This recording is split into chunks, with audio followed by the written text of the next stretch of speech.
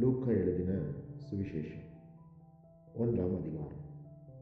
மகா கணம் பொருந்திய தெய்வப்புழுவே, நாங்கள் முழு நிச்சயமாய் நம்புகிற சங்கதிகளை ஆரம்பம் முதல் கண்ணாரக் கண்டு வசனத்தை போதித்தவர்கள் எங்களுக்கு ஒப்புவித்தபடியே அவைகளை குறித்து சரித்திரம் எழுத அநேகம் பேர் ஏற்பட்டபடியினால் ஆதி முதல் எல்லாவற்றையும் திட்டமாய் விசாரித்தறிந்த நானும் உமக்கு உபதேசிக்கப்பட்ட விசேஷங்களின் நிச்சயத்தை நீர் அறிய வேண்டுமென்று அவைகளை ஒழுங்காய் உமக்கு எழுதுவது எனக்கு நலமாய் தோன்றிற்று.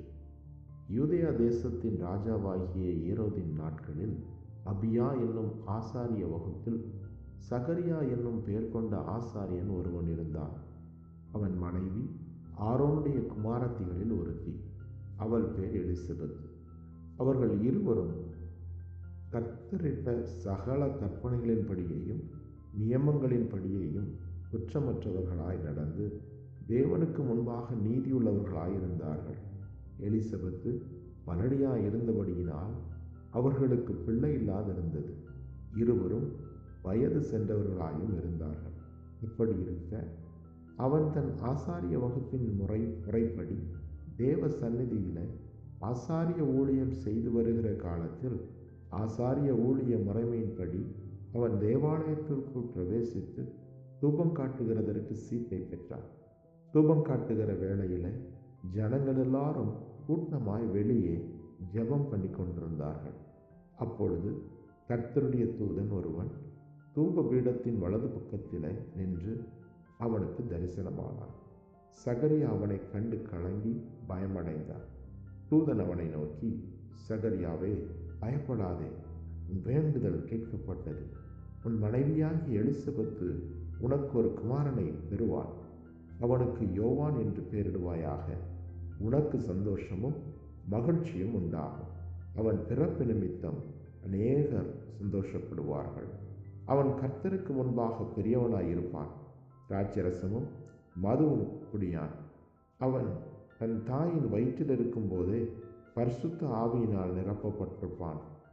அவன் இஸ்ரவேல் சந்ததியாரில் அநேகரை அவர்கள் தேவனாகிய கர்த்தரிடத்திற்கு திருப்புவான். பிதாக்களுடைய இருதயங்களை பிள்ளைகளிடத்திற்கும் கீழ்ப்படியாதவர்களை நீதிமான்களுடைய ஞானத்திற்கும் திருப்பி உத்தமமான ஜனத்தை கர்த்தருக்கு ஆயத்தப்படுத்தும்படியாக அவன் எலியாவின் ஆவியும் பலமும் உடையவனாய் அவருக்கு முன்னே நடப்பான் என்றான். அப்பொழுது சகரியா தேவதூதனை நோக்கி, இதை நான் எதினால் அறிவேன்? நான் கிழவனாய் இருக்கிறேன், என் மனைவியும் வயது சென்றவளாய் இருக்கிறாளே என்றான். தேவதூதன் அவனுக்கு பிரதியுத்தரமாக, நான் தேவ சன்னிதானத்தில் நிற்கிற காபிரியல் என்பவன் உன்னுடனே பேசவும் உனக்கு இந்த நற்செய்தியை அறிக்கவும் அனுப்பப்பட்டு வந்தேன். இதோ, தகுந்த காலத்தில் நிறைவேறப் போகிற என் வார்த்தைகளை நீ விசுவாசியாதபடியினால் இவைகள் சம்பவிக்கும் நாள் மட்டும் நீ பேசக்கூடாமல் ஊமையாய் இருப்பாய் என்றார். ஜனங்கள் சக்கரியாவுக்கு காத்திருந்து அவன் தேவாலயத்தில் தாமதித்ததினால் ஆச்சரியப்பட்டார்கள். அவன் வெளியே வந்தபோது அவர்களிடத்தில் பேசக்கூடாமல் இருந்தான். அதனாலே தேவாலயத்தில் ஒரு தரிசனத்தை கண்டான் என்று அறிந்தார்கள். அவனும் அவர்களுக்கு சைகை காட்டி ஊமையாய் இருந்தான்.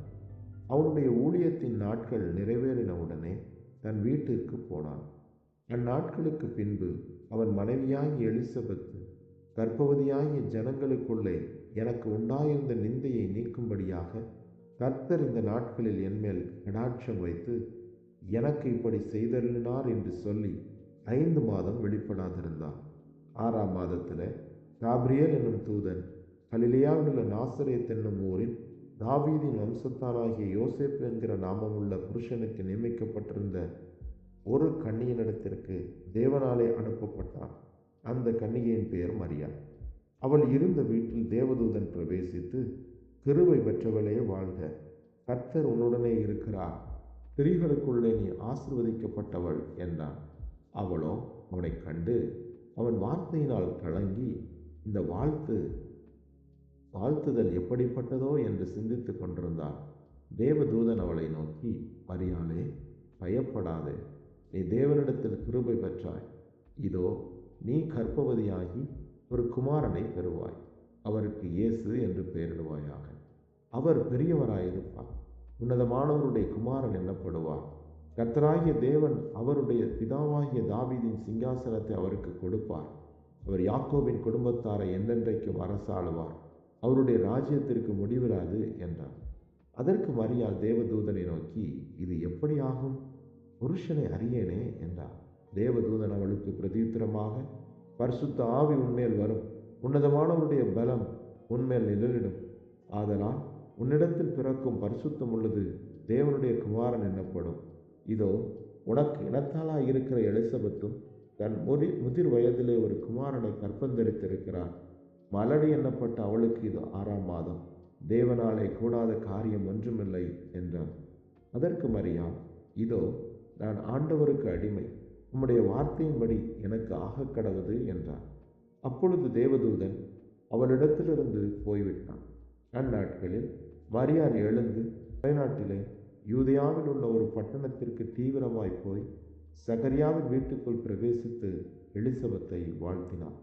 எலிசபெத்து மரியாளுடைய வாழ்த்துதலை கேட்டபொழுது அவளுடைய வயிற்றிலிருந்த பிள்ளை துள்ளிற்று.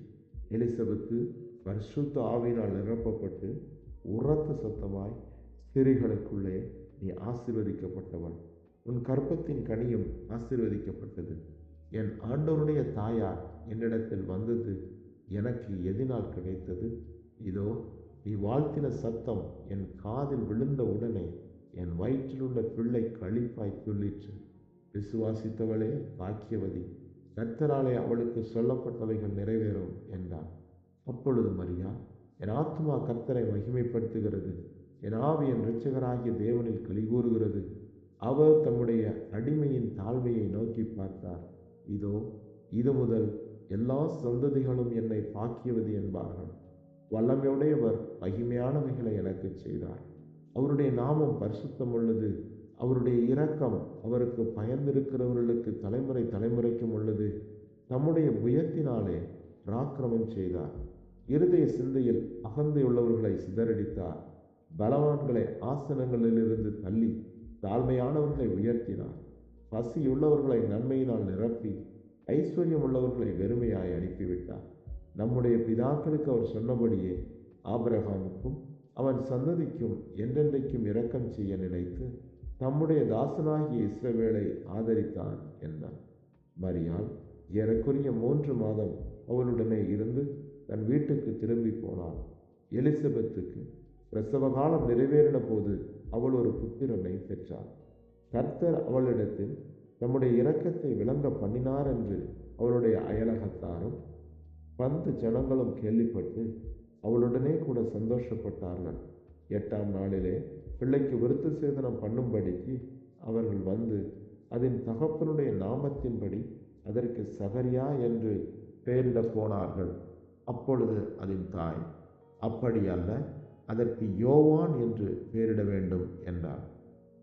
அதற்கு அவர்கள், உன் உறவின் முறையாரில் இந்த பேருள்ளவன் ஒருவனும் இல்லையே என்று சொல்லி அதன் தகப்பனை நோக்கி, இதற்கு என்ன பெயரிட மனதாயிருக்கிறீர் என்று சைகையினால் கேட்டார்கள். அவன் எழுத்து பலகையை கேட்டு வாங்கி இவன் பெயர் யோவான் என்று எழுதினான். எல்லோரும் ஆச்சரியப்பட்டார்கள். உடனே அவனுடைய வாய் திறக்கப்பட்டு அவனுடைய நாவும் கட்டவிழ்க்கப்பட்டு தேவனை ஸ்தோத்தரித்து பேசினான். அதனால் அவர்களை சுற்றி வாசமாயிருந்த யாவருக்கும் பயம் உண்டாயிற்று. மேலும் யூதேயாவின் மலை நாடெங்கும் இந்த வர்த்தமானங்களெல்லாம் சொல்லிக் கொள்ளப்பட்டது. அவைகளை கேள்விப்பட்டவர்கள் எல்லாரும் தங்கள் மனதிலே அவைகளை வைத்து கொண்டு, இந்த பிள்ளை எப்படிப்பட்டதா இருக்குமோ என்றார்கள். கர்த்தருடைய கரம் அந்த பிள்ளையோடு இருந்தது. அவனுடைய தகப்பனாகிய சகரியா பரிசுத்த ஆவியினாலே நிரப்பப்பட்டு தீர்க்க தரிசனமாக, இஸ்ரவேலின் தேவனாகிய கர்த்தருக்கு ஸ்தோத்திரம் உண்டாவதாக, அவர் நம்முடைய பிதாக்களுக்கு வாக்குத்தத்தம் பண்ணின இரக்கத்தை செய்வதற்கும் தம்முடைய பரிசுத்த உடன்படிக்கையை நினைத்தருளி உங்கள் சத்துருக்களின் கைகளினின்று நீங்கள் விடுதலையாக்கப்பட்டு உயிரோடு இருக்கும் நாளெல்லாம் பயமில்லாமல் எனக்கு முன்பாக பரிசுத்தத்தோடும் நீதியோடும் எனக்கு ஊழியம் செய்ய கட்டளையிடுவேன் என்று அவர் தம்முடைய பிதாவாகிய ஆபிரகாமுக்கு இட்ட ஆணையை நிறைவேற்றுவதற்கும் ஆதி முதற் கொண்டிருந்த தம்முடைய பரிசுத்த தீர்க்கதரிசிகளின் வாக்கினால் தாம் சொன்னபடியே தமது ஜனத்தை சந்தித்து மீட்டு கொண்டு நம்முடைய சத்துருக்களினின்றும் நம்மை பகைக்கிற யாவருடைய கைகளினின்றும் நம்மை இரட்சிக்கும்படிக்கு நம்முடைய தாசனாகிய தாவீதின் வம்சத்திலே நமக்கு இரட்சணிய கொம்பை ஏற்படுத்தினார். நீயோ பாலகனே, உன்னதமானவருடைய தீர்க்கதரிசி என்னப்படுவாய். நீ கர்த்தருக்கு வழிகளை ஆயத்தம் பண்ணவும் நமது தேவனுடைய உருக்கமான இரக்கத்தினாலே அவருடைய ஜனத்திற்கு பாவ மன்னிப்பாகிய இரட்சிப்பை தெரியப்படுத்தவும் அவருக்கு முன்னதாக நடந்து போவாய். அந்தகாரத்திலும் மரண இருளிலும் உட்கார்ந்திருக்கிறவர்களுக்கு வெளிச்சம் தரவும் நம்முடைய கால்களை சமாதானத்தின் வழியிலே நடத்தவும் அவ்விரக்கத்தினாலே உன்னதத்திலிருந்து தோன்றிய அருணோதயம் நம்மை சந்தித்திருக்கிறது என்றான். அந்த பிள்ளை வளர்ந்தது, ஆவியிலே பலங்கொண்டு இஸ்ரவேலுக்கு தன்னை காண்பிக்கும் நாள் வரைக்கும் வனாந்தரங்களிலே இருந்தான். 2ஆம் அதிகாரம். அந்நாட்களில் உலகமெங்கும் குடிமதிப்பு எழுதப்பட வேண்டும் என்று அகஸ்திராயரால் கட்டளை பிறந்தது. சீரியா நாட்டிலே சிரேனியு என்பவன் தேசாதிபதியாயிருந்தபோது இந்த முதலாம் குடிமதிப்பு உண்டாயிற்று. அந்தபடி குடிமதிப்பு எழுதப்படும்படிக்கு எல்லாரும் தங்கள் தங்கள் ஊர்களுக்கு போனார்கள்.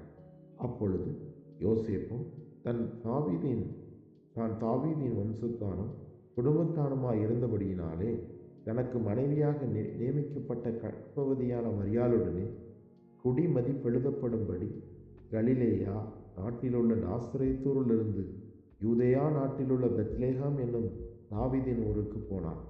அவ்விடத்திலே அவர்கள் இருக்கையில் அவளுக்கு பிரசவ காலம் நேரிட்டது. அவள் தன் முதற் பேரான குமாரனை பெற்று சத்திரத்திலே அவர்களுக்கு இடமில்லாதிருந்தபடியினால் பிள்ளையை துணிகளிலே சுற்றி முன்னணையில் கிடத்தினார். அப்பொழுது அந்த நாட்டிலே மேய்ப்பர்கள் வயல்வெளியில் தங்கி ராத்திரியிலே தங்கள் மந்தையை காத்து கொண்டிருந்தார்கள்.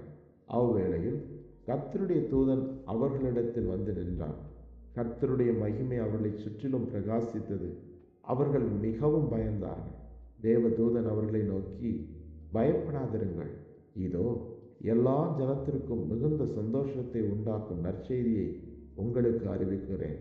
இன்று கர்த்தராகிய கிறிஸ்து என்னும் இரட்சகர் உங்களுக்கு தாவீதின் ஊரிலே பிறந்திருக்கிறார்.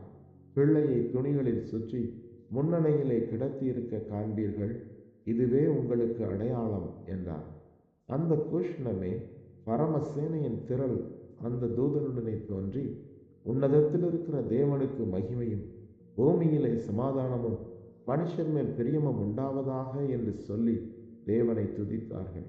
தேவ தூதர்கள் அவர்களை விட்டு பரலோகத்திற்கு போன பின்பு மேய்ப்பர்கள் ஒருவரை ஒருவர் நோக்கி, நாம் பெத்லெகேம் ஊருக்கு போய் நடந்ததாக கர்த்தரால் நமக்கு அறிவிக்கப்பட்ட இந்த காரியத்தை பார்ப்போம் வாருங்கள் என்று சொல்லி தீவிரமாய் வந்து மரியாளையும் யோசேப்பையும் முன்னணியிலே கிடத்தியிருந்த பிள்ளையையும் கண்டார்கள். கண்டு அந்த பிள்ளையை குறித்து தங்களுக்கு சொல்லப்பட்ட சங்கதியை பிரசித்தம் பண்ணினார்கள். மெய்ப்பராலே தங்களுக்கு சொல்லப்பட்டதை கேட்ட யாவரும் அவைகளை குறித்து ஆச்சரியப்பட்டார்கள். மரியாளும் அந்த சங்கதிகளையெல்லாம் தன் இருதயத்தில் வைத்து சிந்தனை பண்ணினார். மேய்ப்பர்களும் தங்களுக்கு சொல்லப்பட்டதின்படியே கேட்டு கண்ட எல்லாவற்றிற்காகவும் தேவனை மகிமைப்படுத்தி துதித்து கொண்டு திரும்பி போனார்கள். பிள்ளைக்கு விருத்த சேதனம் பண்ண வேண்டிய 8ஆம் நாளிலே அது கர்ப்பத்திலே உற்பவிக்கிறதற்கு முன்னே தேவதூதனால் சொல்லப்பட்டபடியே அதற்கு இயேசு என்று பெயரிட்டார்கள்.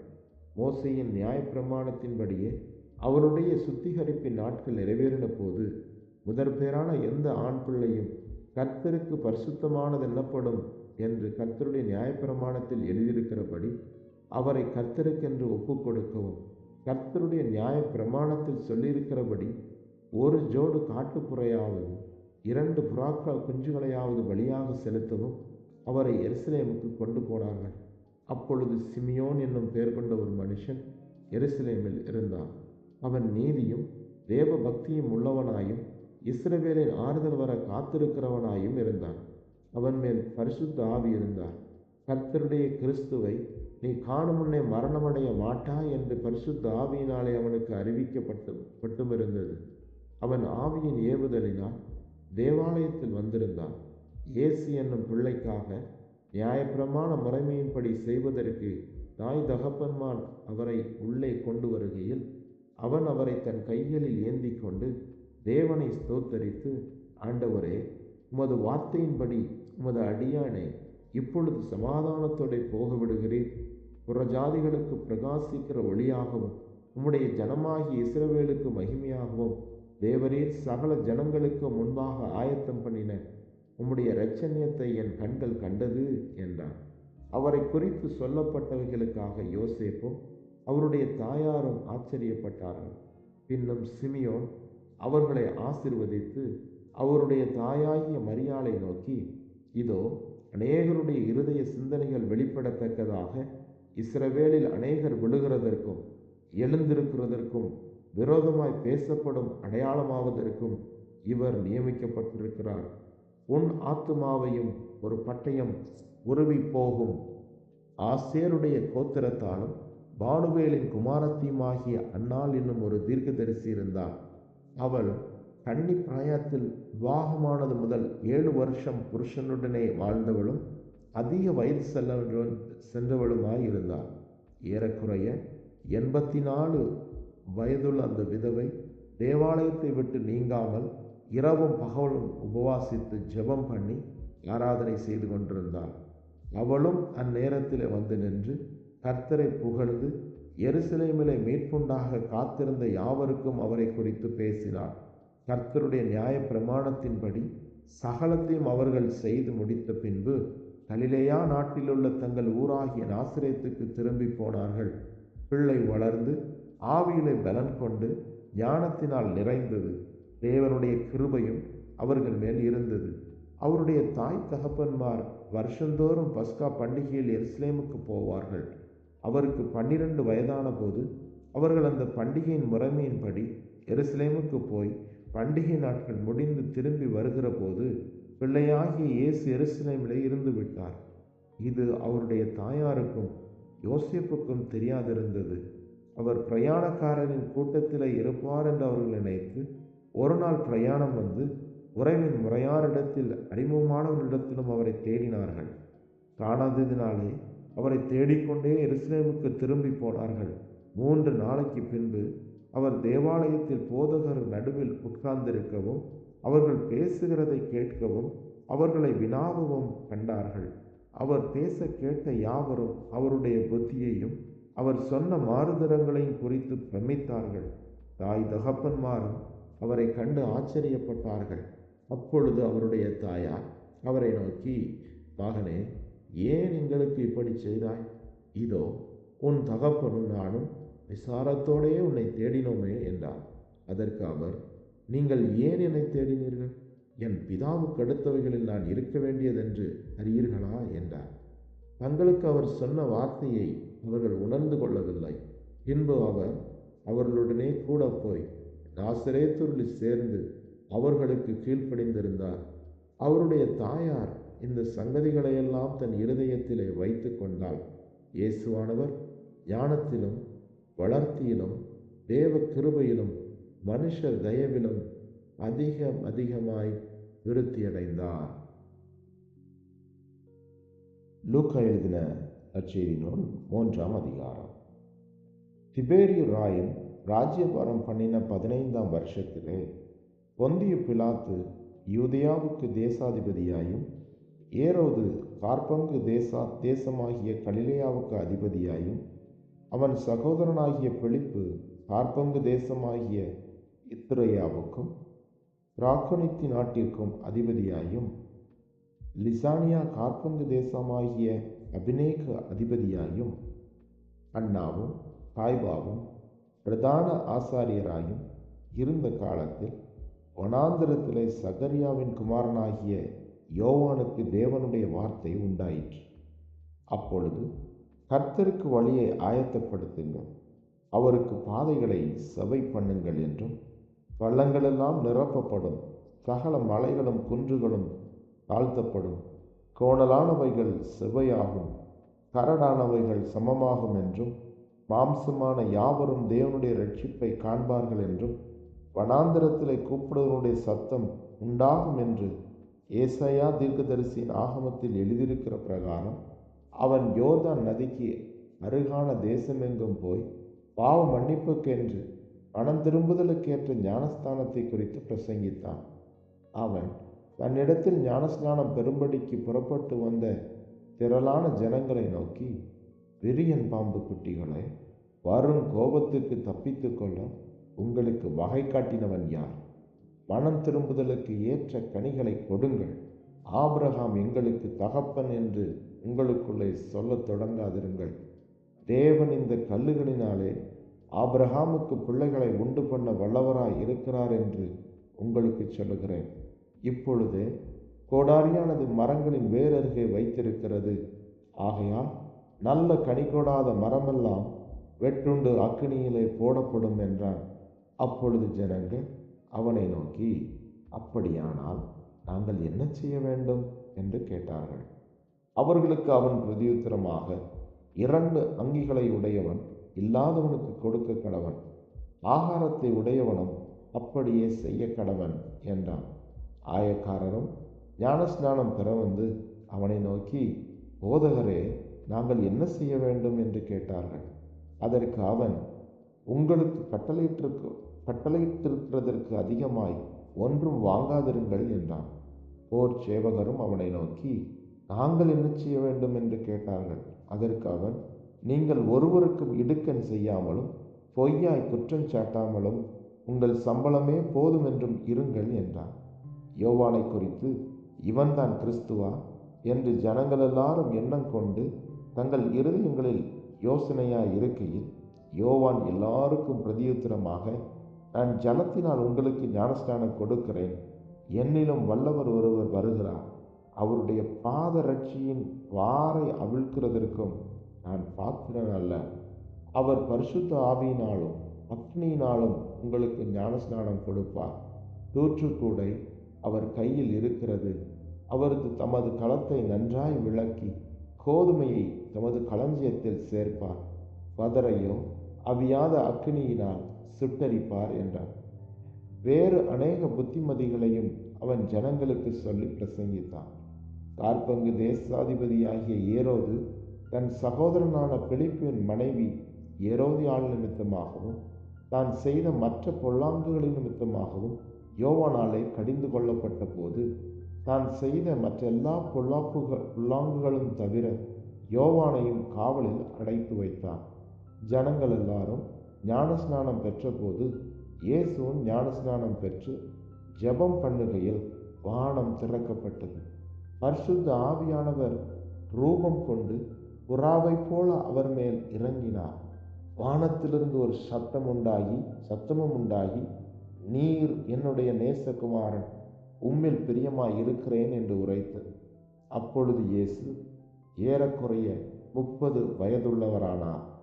அவர் யோசேப்பின் குமாரன் என்று எண்ணப்பட்டார். அந்த யோசேப்பு ஏலியின் குமாரன், ஏலி மாத்தாத்தின் குமாரன், மாத்தாத் லேவியின் குமாரன், லேவி மெல்கியின் குமாரன், மெல்கி என்னாவின் குமாரன், என்னா யோசேப்பின் குமாரன், யோசேப்பு மத்தத்தியாவின் குமாரன், மத்தத்தியா ஆமோஸின் குமாரன், ஆமோஸ் நாகூமின் குமாரன், நாகூம் எஸ்லியின் குமாரன், எஸ்லி நங்காயின் குமாரன், நங்காய் மாகாத்தின் குமாரன், மாகாத் மத்தத்தியாவின் குமாரன், மத்தத்தியா சேமேயின் குமாரன், சேமை யோசேப்பின் குமாரன், யோசேப்பு யூதாவின் குமாரன், யூதா யோவன்னாவின் குமாரன், யோவன்னா ரேசாவின் குமாரன், ரேசா செரோபாபேலின் குமாரன், செரோபாபேல் சலாத்தியேலின் குமாரன், சலாத்தியேல் நேரியின் குமாரன், நேரி மெல்கியின் குமாரன், மெல்கி அத்தியின் குமாரன், அத்தி கோசாமின் குமாரன், கோசாம் எல்மோதாமின் குமாரன், எல்மோதாம் ஏரின் குமாரன், ஏர் யோசேயின் குமாரன், யோசே எலியேசரின் குமாரன், எலியேசர் யோரிமின் குமாரன், யோரிம் மாத்தாத்தின் குமாரன், மாத்தாத் லேவியின் குமாரன், லேவி சிமியோனின் குமாரன், சிமியோன் யூதாவின் குமாரன், யூதா யோசேப்பின் குமாரன், யோசேப்பு யோனானின் குமாரன், யோனான் எலியாக்கிமின் குமாரன், எலியாக்கிம் மெலையாவின் குமாரன், மெலையா மைனனாயின் குமாரன். மைனனான மாத்தாத்தின் குமாரன். மாத்தாத்தா நாத்தானின் குமாரன். நாத்தான் தாவீதின் குமாரன். தாவீது ஈசாயின் குமாரன். ஈசாய் ஓபேதின் குமாரன். ஓபேத் போவாசின் குமாரன். போவாஸ் சல்மோனின் குமாரன். சல்மோன் நாசோனின் குமாரன். நகசோன் அம்மினதாவின் குமாரன். அம்மினதாப் ஆராமின் குமாரன். ஆராம் எஸ்ரோமின் குமாரன்.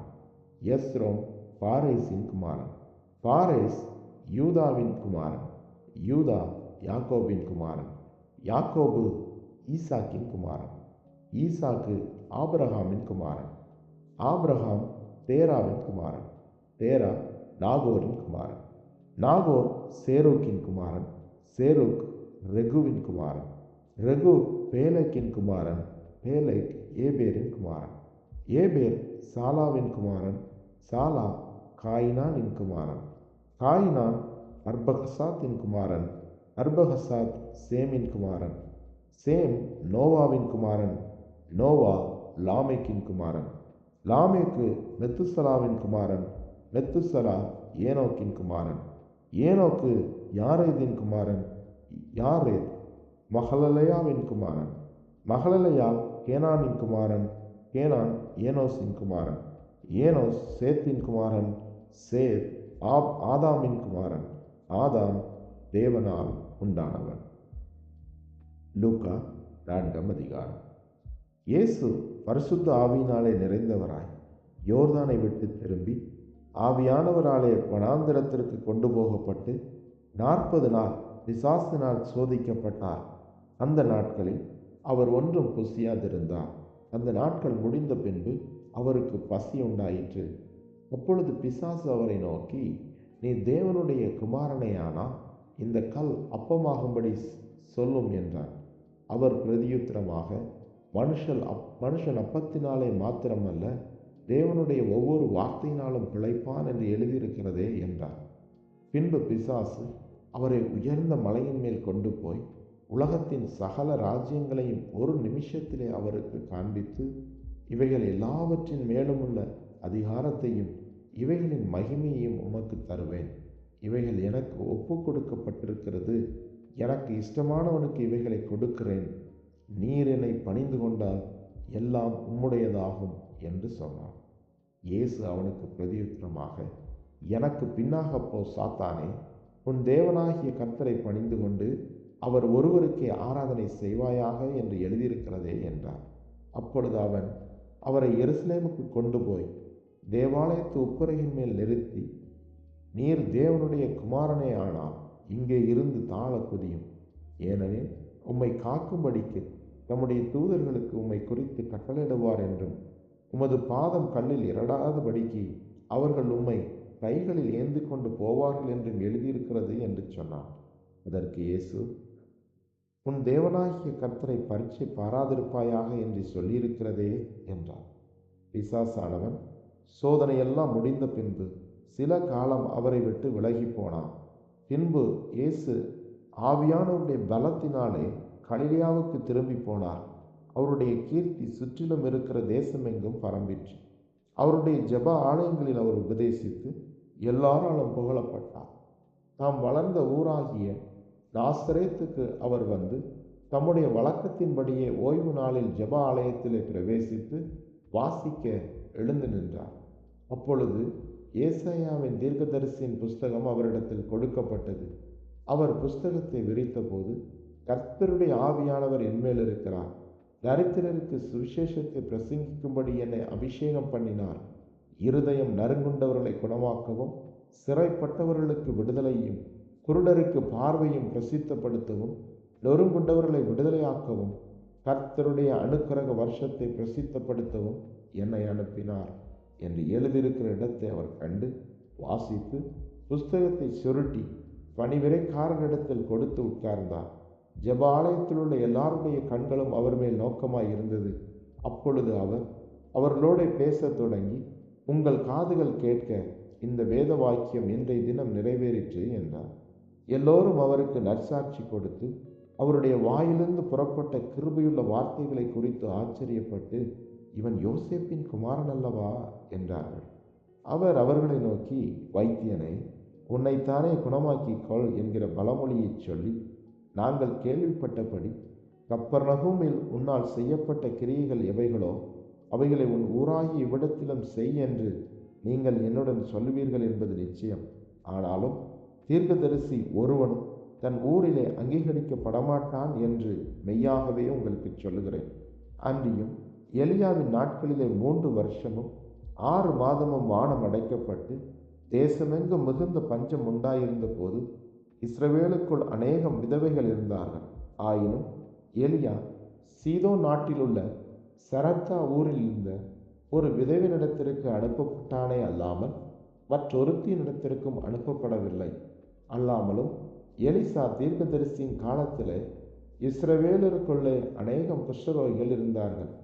ஆயினும் சீரியா தேசத்தானாகிய நாகமானே அல்லாமல் அவர்களில் வேறொருவனும் சுத்தமாக்கப்படவில்லை என்ற சத்தியத்தின்படியே உங்களுக்கு சொல்லுகிறேன் என்றார். ஜெப ஆலயத்திலிருந்து எல்லோரும் இவைகளை கேட்டபோது கோபம் உண்டு எழுந்திருந்து அவரை ஊருக்கு புறம்பே தள்ளி தங்கள் ஊர் கட்டப்பட்டிருந்த செங்குத்தான மலையின் சிகரத்திலிருந்து அவரை தலைகீழாய் தள்ளிவிடும்படிக்கு அவ்விடத்திற்கு கொண்டு போனார்கள். அவரோ அவர்கள் நடுவினின்று கடந்து போய்விட்டார். பின்பு அவர் கலிலேயாவில் உள்ள கப்பர்நகூம் பட்டணத்துக்கு வந்து ஓய்வு நாட்களில் ஜனங்களுக்கு போதகம் பண்ணினார். அவருடைய வசனம் அதிகாரமுள்ளதாய் இருந்தபடியா அவருடைய போதகத்தை குறித்து அவர்கள் ஆச்சரியப்பட்டார்கள். ஜெப ஆலயத்திலே அசுத்த ஆவி பிடித்திருந்த ஒரு மனுஷன் இருந்தார். அவன், ஐயோ, நசரேயனாகிய இயேசுவே, எங்களுக்கும் உமக்கும் என்ன? எங்களை கெடுக்கவா வந்தீர்? உம்மை இன்னார் என்று அறிவேன். நீர் தேவனுடைய பரிசுத்தர் என்று உரத்த சத்தமிட்டான். அதற்கு இயேசு, நீ பேசாமல் அவனை விட்டு புறப்பட்டு போ என்று அதை அதட்டினார். அப்பொழுது பிசாசு அவனை ஜனங்களின் நடுவே விழத்தள்ளி அவனுக்கு ஒரு சேதமும் செய்யாமல் அவனை விட்டு போய்விட்டது. எல்லாரும் ஆச்சரியப்பட்டு, இது என்ன வார்த்தையோ? அதிகாரத்தோடும் வல்லமையோடும் அசுத்த ஆவிகளுக்கும் கட்டளையிடுகிறார், அவைகள் புறப்பட்டு போகிறதே என்று ஒருவரோடு ஒருவர் பேசிக்கொண்டார்கள். அவருடைய கீர்த்தி சுற்றிலுமிருந்த நாடுகளில் உள்ள இடங்களிலெல்லாம் பிரசித்தமாயிற்று. பின்பு அவர் ஜெப ஆலயத்தை விட்டு புறப்பட்டு சீமோன் வீட்டில் பிரவேசித்தார். சீமோனுடைய மாமி கடும் சுரமாய் கிடந்தாள். அவளுக்காக அவரை வேண்டிக் கொண்டார்கள். அவர் அவளிடத்தில் குனிந்து நின்று ஜுரம் நீங்கும்படி கட்டளையிட்டார். அது அவளை விட்டு நீங்கிற்று. உடனே அவள் எழுந்திருந்து அவர்களுக்கு பணிவிடை செய்தார். சூரியன் அஸ்தமித்த போது ஜனங்கள் எல்லாரும் தங்களுக்குள்ளே பல பல வியாதிகளால் வருத்தப்பட்டவர்களை அவரிடத்தில் கொண்டு வந்தார்கள். அவர்கள் ஒவ்வொருவர் மேலும் அவர் தம்முடைய கைகளை வைத்து அவர்களை சொஸ்தமாக்கினார். பிசாசுகளும் நீர் தேவனுடைய குமாரனாகிய கிறிஸ்து என்று சத்தமிட்டு அநேகரை விட்டு புறப்பட்டது. அவரை கிறிஸ்து என்று பிசாசுகள் அறிந்திருந்தபடியினால் அவர் அவைகளை பேச ஒட்டாமல் அதட்டினார். உதயமான போது அவர் புறப்பட்டு வனாந்திரமான ஒரு இடத்திற்கு போனார். திரளான ஜனங்கள் அவரை தேடி அவரிடத்தில் வந்து தங்களை விட்டு போகாதபடிக்கு அவரை நிறுத்தி கொண்டார்கள். அவரோ அவர்களை நோக்கி, நான் மற்ற ஊர்களிலும் தேவனுடைய ராஜ்யத்தை குறித்து பிரசங்கிக்க வேண்டும், இதற்காகவே அனுப்பப்பட்டேன் என்றார். அந்தபடியே கலிலேயா நாட்டில் உள்ள ஜெப ஆலயங்களில் பிரசங்கம் பண்ணி கொண்டு வந்தார். லூக்கா 5ஆம் அதிகாரம். பின்பு அவர் கெனசரேத்து கடல் அருகே நின்றபோது திரளான ஜனங்கள் தேவ வசனத்தை கேட்கும்படி அவரிடத்தில் நெருங்கினார்கள். அப்பொழுது கடற்கரையிலே நின்ற 2 படவுகளை கண்டார். மீன் பிடிக்கிறவர்கள் அவைகளை விட்டிறங்கி வலையிலே அலசி கொண்டிருந்தார்கள். அப்பொழுது அந்த படவுகளில் ஒன்றில் ஏறினார். அது சீமோனுடையதாய் இருந்தது. அதை கரையிலிருந்து சற்றே தள்ளும்படி அவனை கேட்டுக்கொண்டு அந்த படவில் உட்கார்ந்து ஜனங்களுக்கு போதகம் பண்ணினார். அவர் போதகம் பண்ணி முடிந்த பின்பு சீமோனை நோக்கி, ஆழத்திலே தள்ளி கொண்டு போய் மீன் பிடிக்கும்படி உங்கள் வலைகளை போடுங்கள் என்றார். அதற்கு சீமோன், ஐயரே, முழுவதும் நாங்கள் பிரயாசப்பட்டோம், ஒன்றும் அகப்படவில்லை. ஆகிலும் உம்முடைய வார்த்தையின்படியே வலையை போடுகிறேன் என்றான். அந்தப்படியே அவர்கள் செய்து தங்கள் வலை கிழிந்து போகத்தக்கதாக மிகுதியான மீன்களை பிடித்தார்கள். அப்பொழுது மற்ற படவிலிருந்த கூட்டாளிகள் வந்து தங்களுக்கு உதவி செய்யும்படி சைகை காட்டினார்கள். அவர்கள் வந்து 2 படகுகளும் அமிழத்தக்கதாக நிரப்பினார்கள். சீமோன் பேதுரு அதைக் கண்டு இயேசுவின் பாதத்தில் விழுந்து, ஆண்டவரே, நான் பாவியான மனுஷன், நீர் என்னை விட்டு போக வேண்டும் என்றான். அவர்கள் திரளான மீன்களை பிடித்தது நிமித்தம் அவனுக்கும் அவனோடு கூட இருந்த யாவருக்கும் பிரமிப்புண்டானபடியினால் அப்படி சொன்னான். சீமோனுக்கு கூட்டாளிகளான செபதேவின் குமாரனாகிய யாக்கோபும் யோவானும் அந்தப்படியே பிரமித்தார்கள். அப்பொழுது இயேசு சீமோனை நோக்கி, பயப்படாதே, இது முதல் நீ மனுஷரை பிடிக்கிறவனாய் இருப்பாய் என்றார். அவர்கள் படவுகளை கரையிலே கொண்டு போய் நிறுத்தி எல்லாவற்றையும் விட்டு அவருக்கு பின் சென்றார்கள். பின்பு அவர் ஒரு பட்டணத்தில் இருக்கையில் குஷ்டரோகம் நிறைந்த ஒரு மனுஷன் இயேசுவை கண்டு முகங்குப்புற விழுந்து, ஆண்டவரே, உமக்கு சித்தமானால் என்னை சுத்தமாக்க உம்மாலே ஆகும் என்று அவரை வேண்டிக் கொண்டார். அவர் தமது கையை நீட்டி அவனை தொட்டு, எனக்கு சுத்தமுண்டு, சுத்தமாகு என்றார். உடனே குஷ்டரோகம் அவனை விட்டு நீங்கிற்று. அவர் அவனை நோக்கி, நீ இதை ஒருவருக்கும் சொல்லாமல் போய் உன்னை ஆசாரியனுக்கு காண்பித்து நீ சுத்தமானது நிமித்தம் மோசே கட்டளையிட்டபடியே அவர்களுக்கு சாட்சியாக பலி செலுத்து என்று கட்டளையிட்டார். அப்படி இருந்தும் அவருடைய கீர்த்தி அதிகமாக பரம்பிற்று. திரளான ஜனங்கள் அவருடைய உபதேசத்தை கேட்பதற்கும் அவராலே தங்கள் பிணிகள் நீங்கி சௌக்கியமடைவதற்கும் கூடி வந்தார்கள். அவரோ வனாந்திரத்தில் தனித்து போய் ஜெபம் பண்ணி கொண்டிருந்தார். பின்பு ஒரு நாள் அவர் உபதேசித்துக் கொண்டிருக்கிற போது கலிலேயா யூதேயா நாடுகளில் உள்ள சகல கிராமங்களிலும் எருசலேம் நகரத்திலும் இருந்து வந்த பரிசேயரும் நியாய சாஸ்திரிகளும் உட்கார்ந்திருந்தார்கள். அப்பொழுது பிணியாளிகளை குணமாக்கத்தக்கதாக கர்த்தருடைய வல்லமை விளங்கிற்று. அப்பொழுது சில மனுஷர் திமிர்வாதக்காரன் ஒருவனை படுக்கையோடு எடுத்து கொண்டு வந்து அவனை உள்ளே கொண்டு போகவும் அவர் முன்பாக வைக்கவும் வகை தேடினார்கள். ஜனக்கூட்டம் மிகுதியா இருந்தபடியால் அவனை உள்ளே கொண்டு போகிறதற்கு வகை காணாமல் வீட்டின் மேல் ஏறி கட்டோடுகள் வழியாய் ஜனங்களின் மத்தியில் இயேசுவுக்கு முன்பாக அவனை படுக்கையோடு இறக்கினார்கள். அவருடைய விசுவாசத்தை அவர் கண்டு திமிர்வாதக்காரனை நோக்கி, மனுஷனே, உன் பாவங்கள் உனக்கு மன்னிக்கப்பட்டது என்றார். இப்பொழுது வேத பாரகரும் பரிசேயரும் யோசனை பண்ணி, தேவ தூஷணம் சொல்லுகிற இவன் யார்? தேவன் ஒருவரை அன்றி பாவங்களை மன்னிக்கத்தக்கவர் யார் என்றார்கள். இயேசு அவர்கள் சிந்தனைகளை அறிந்து அவர்களை நோக்கி, உங்கள் இருதயங்களில் நீங்கள் சிந்திக்கிறது என்ன? உன் பாவங்கள் உனக்கு மன்னிக்கப்பட்டது என்று சொல்லுவதோ, எழுந்து நடவென்று சொல்லுவதோ எது எளிது? பூமியிலே பாவங்களை மன்னிக்க மனுஷகுமாரனுக்கு அதிகாரம் உண்டென்பதை நீங்கள் அறிய வேண்டும் என்று சொல்லி திமிர்வாதக்காரனை நோக்கி, நீ எழுந்து உன் படுக்கை எடுத்துக்கொண்டு உன் வீட்டுக்கு போ என்று உனக்கு சொல்லுகிறேன் என்றார். உடனே அவன் அவர்களுக்கு முன்பாக எழுந்து தன் படுக்கை எடுத்துக்கொண்டு தேவனை மகிமைப்படுத்தி தன் வீட்டுக்கு போனான். அதனாலே எல்லோரும் ஆச்சரியப்பட்டு தேவனை மகிமைப்படுத்தினார்கள். அல்லாமலும் அவர்கள் பயம் நிறைந்தவர்களாகி, அதிசயமான காரியங்களை இன்று கண்டோம் என்றார்கள். இவைகளுக்கு பின்பு அவர் புறப்பட்டு ஆயத்துறையில் உட்கார்ந்திருந்த லேவி என்னும் பேருடைய ஒரு ஆயக்காரனை கண்டு, எனக்கு பின் சென்று வா என்றார். அவன் எல்லாவற்றையும் விட்டு எழுந்து அவருக்கு பின் சென்றான். அந்த லேவி என்பவன் தன் வீட்டிலே அவருக்கு பெரிய விருந்து பண்ணினான்.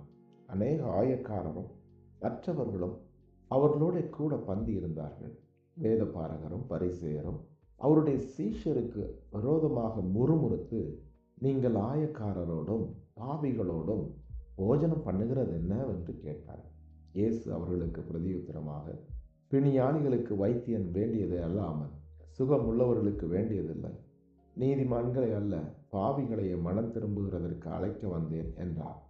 பின்பு அவர்கள் அவரை நோக்கி, யோவானுடைய சீஷர் அநேக தரம் உபதேசித்து ஜெபம் பண்ணி கொண்டு வருகிறார்கள், பரிசேயருடைய சீஷரும் அப்படியே செய்கிறார்கள்.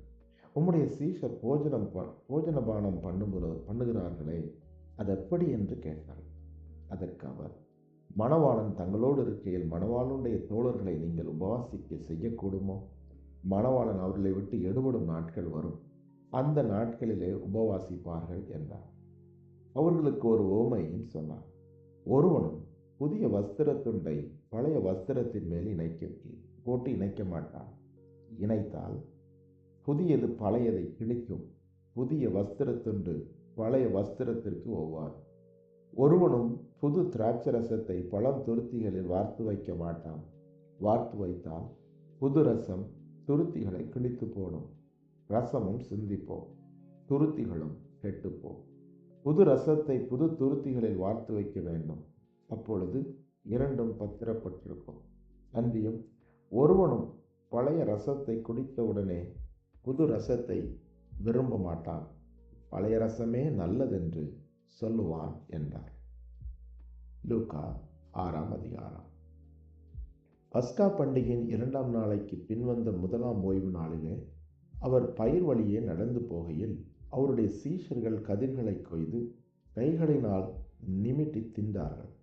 பரிசேயரில் சிலர் அவர்களை நோக்கி, ஓய்வு நாளில் செய்யத்தகாததை நீங்கள் ஏன் செய்கிறீர்கள் என்று கேட்டார்கள்.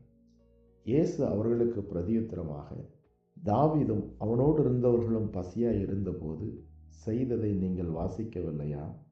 அவன் தேவனுடைய வீட்டில் பிரவேசித்து ஆசாரியர் மாத்திரமே தவிர வேறொருவருக்கும் புசிக்கத்தகாத தேவ சமூகத்து அப்பங்களை கேட்டு வாங்கி தான் புசித்ததுமின்றி தன்னுடனே கூட இருந்தவர்களுக்கும் கொடுத்தானே என்று சொன்னார்.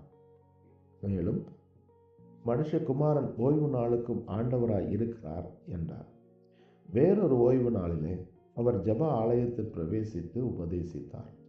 அங்கே சூம்பின வலதுகையுடைய ஒரு மனுஷன் இருந்தார். அப்பொழுது வேத பாரகரும் பரிசேயரும் அவரிடத்தில் குற்றம் பிடிக்கும்படி ஓய்வு நாளில் சுஸ்தமாக்குவாரோ என்று அவர் மேல் நோக்கமாயிருந்தார்கள். அவருடைய சிந்தனைகளை அவர் அறிந்து சூம்பின கையுடைய மனுஷனை நோக்கி, நீ எழுந்து நடுவே நில் என்றார். அவன் எழுந்து நின்றான். அப்பொழுது இயேசு அவர்களை நோக்கி, நான் உங்களிடத்தில் ஒன்று கேட்கிறேன். ஓய்வு நாட்களில் நன்மை செய்வதோ தீமை செய்வதோ ஜீவனை காப்பதோ அழிப்பதோ எது நியாயம் என்று கேட்டு அவர்கள் எல்லோரையும் சுற்றி பார்த்து அந்த மனுஷனை நோக்கி, உன் கையை நீட்டு என்றார். அப்படியே அவன் தன் கையை நீட்டினான். உடனே அவன் கை மறு கையை போல சுஸ்தமாயிற்று. அவர்களோ மூர்க்க வெறிகொண்டு இயேசுவை என்ன செய்யலாம் என்று ஒருவரோடொருவர் ஆலோசித்தார்கள். அந்நாட்களிலே அவர் ஜெபம் பண்ணும்படி ஒரு மலையின் மேல் ஏறி முழுவதும் தேவனை நோக்கி ஜெபம் பண்ணி கொண்டிருந்தார். பொழுது விடிந்த பொழுது அவர் தம்முடைய சீஷர்களை வரவழைத்து அவர்களில் 12 பேரை தெரிந்து கொண்டு அவர்களுக்கு அப்போஸ்தலர் என்று பெயரிட்டார்.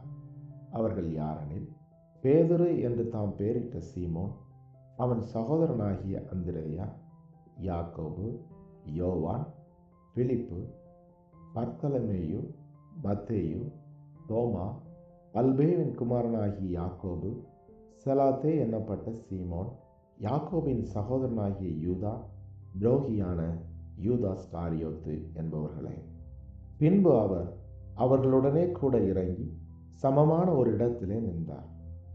அங்கே அவருடைய சீஷரில் அநேகம் பேரும் அவருடைய உபதேசத்தை கேட்கும்படிக்கும் தங்கள் வியாதிகளில் நின்று குணமாக்கும்படிக்கும் யூதேயா தேசத்து திசைகள் யாவற்றிலுமிருந்தும் எருசலேம் நகரத்திலிருந்தும் தீரு சீதோன் பட்டணங்களில் இருக்கிற கடலோரங்களிலிருந்தும் வந்தவர்களாகிய திரளான ஜனங்களும் இருந்தார்கள். அசுத்த ஆவிகளால் பாதிக்கப்பட்டவர்களும் வந்து ஆரோக்கியமடைந்தார்கள். அவரிடத்திலும் இருந்து வல்லமை புறப்பட்டு எல்லாரையும் குணமாக்கினபடியினாலே ஜனங்கள் யாவரும் அவரை தொடும்படிக்கு வகை தேடினார்கள். அப்பொழுது அவர் தம்முடைய சீஷர்களை நோக்கி பார்த்து, தரித்திரராகிய நீங்கள் பாக்கியவான்கள், தேவனுடைய ராஜ்யம் உங்களிடம். இப்பொழுது பசியாய் இருக்கிற நீங்கள் பாக்கியவான்கள், திருப்தி அடைவீர்கள். இப்பொழுது அழுகிற நீங்கள் பாக்கியவான்கள், இனி நகைப்பீர்கள். மனுஷகுமாரன் நிமித்தமாக ஜனங்கள் உங்களை பகைத்து உங்களை புறம்பாக்கி உங்களை நிந்தித்து உங்கள் நாமத்தை பொல்லாததென்று தள்ளிவிடும்போது நீங்கள் பாக்கியவான்களாயிருப்பீர்கள். அந்நாளிலே நீங்கள் சந்தோஷப்பட்டு களி கூறுங்கள், பரலோகத்தில் உங்கள் பலன் மிகுதியாயிருக்கும். அவருடைய பிதாக்கள் தீர்க்கதரிசிகளுக்கும் அப்படியே செய்தார்கள். ஐஸ்வர்யவான்களாகிய உங்களுக்கு ஐயோ, உங்கள் ஆறுதலை நீங்கள் அடைந்து தீர்ந்தது. திருப்தி உள்ளவர்களாய் இருக்கிற உங்களுக்கு ஐயோ, பசியாய் இருப்பீர்கள். இப்பொழுது நகைக்கிற உங்களுக்கு ஐயோ, இனி துக்கப்பட்டு அழுவீர்கள். எல்லா மனுஷரும் உங்களை குறித்து புகழ்ச்சியாய் பேசும்போது உங்களுக்கு ஐயோ, அவர்கள் பிதாக்கள் கள்ள தீர்க்கதரிசிகளுக்கும் அப்படியே செய்தார்கள். எனக்கு செவி கொடுக்கிற உங்களுக்கு நான் சொல்லுகிறேன், உங்கள் சத்துருக்களை சிநேகியுங்கள், உங்களை பகைக்கிறவர்களுக்கு நன்மை செய்யுங்கள், உங்களை சபிக்கிறவர்களை ஆசீர்வதியுங்கள், உங்களை நிந்திக்கிறவர்களுக்காக ஜெபம் பண்ணுங்கள். உன்னை ஒரு கன்னத்தில் அறைகிறவனுக்கு மறு கன்னத்தையும் கொடு, உன் அங்கியை எடுத்துக் கொள்கிறவனுக்கு உன் வஸ்திரத்தையும் எடுத்துக்கொள்ள தடை பண்ணாதே. உன்னிடத்தில் கேட்கிற எவனுக்கும் கொடு, உன்னுடையதை எடுத்து கொள்ளுகிறவனிடத்தில் அதை திரும்ப கேளாதே. மனுஷர் உங்களுக்கு எப்படி செய்ய வேண்டும் என்று விரும்புகிறார்களோ அப்படியே நீங்களும் அவர்களுக்கு செய்யுங்கள். உங்களை சிநேகிக்கிறவர்களையே நீங்கள் சிநேகித்தால் உங்களுக்கு பலன் என்ன? பாவிகளும் தங்களை சிநேகிக்கிறவர்களை சிநேகிக்கிறார்களே. உங்களுக்கு நன்மை செய்கிறவர்களுக்கே நீங்கள் நன்மை செய்தால் உங்களுக்கு பலன் என்ன? பாவிகளும் அப்படி செய்கிறார்களே.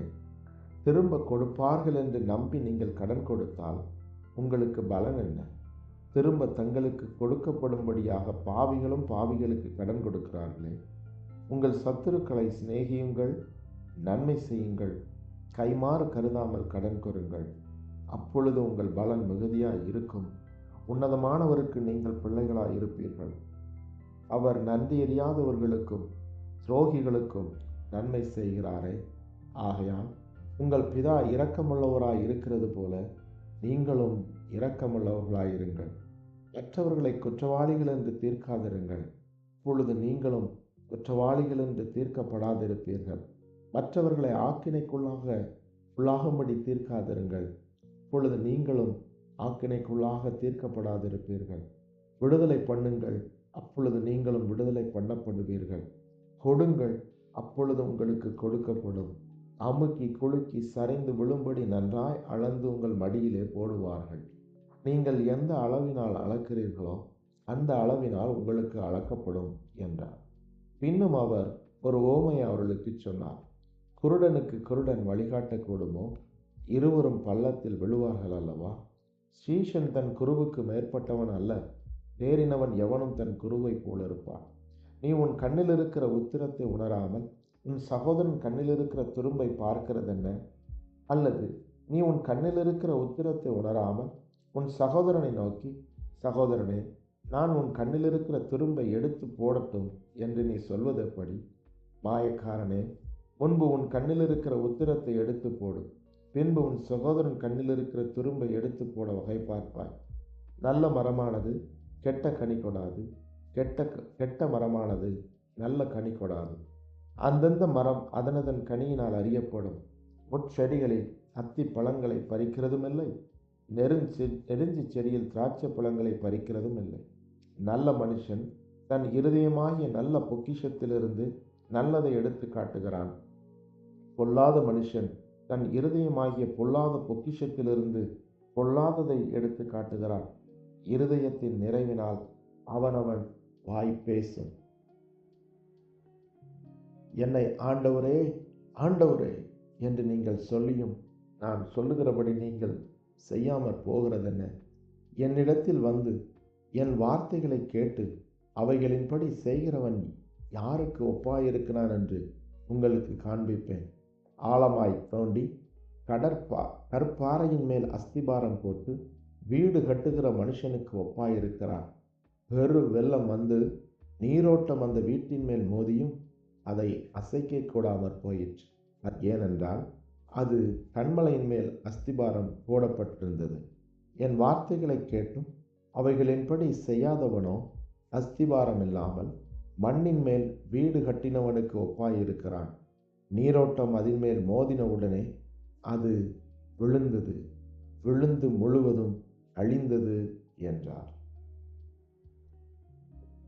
லூக்கா 7வது அதிகாரம்.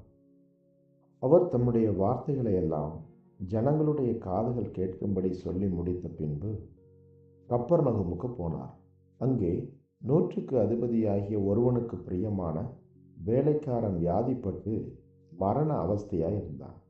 அவன் இயேசுவை குறித்து கேள்விப்பட்ட போது அவர் வந்து தன் வேலைக்காரனை குணமாக்க வேண்டும் என்று அவரை வேண்டிக் கொள்ளும்படி யூதருடைய மூப்பரை அவரிடத்தில் அனுப்பினான்.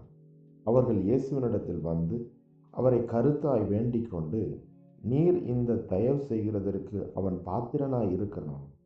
அவன் நம்முடைய ஜனத்தை நேசிக்கிறான். நமக்கு ஒரு ஜெப ஆலயத்தையும் கட்டினான் என்றார்கள். அப்பொழுது இயேசு அவர்களுடனே கூட போனார்.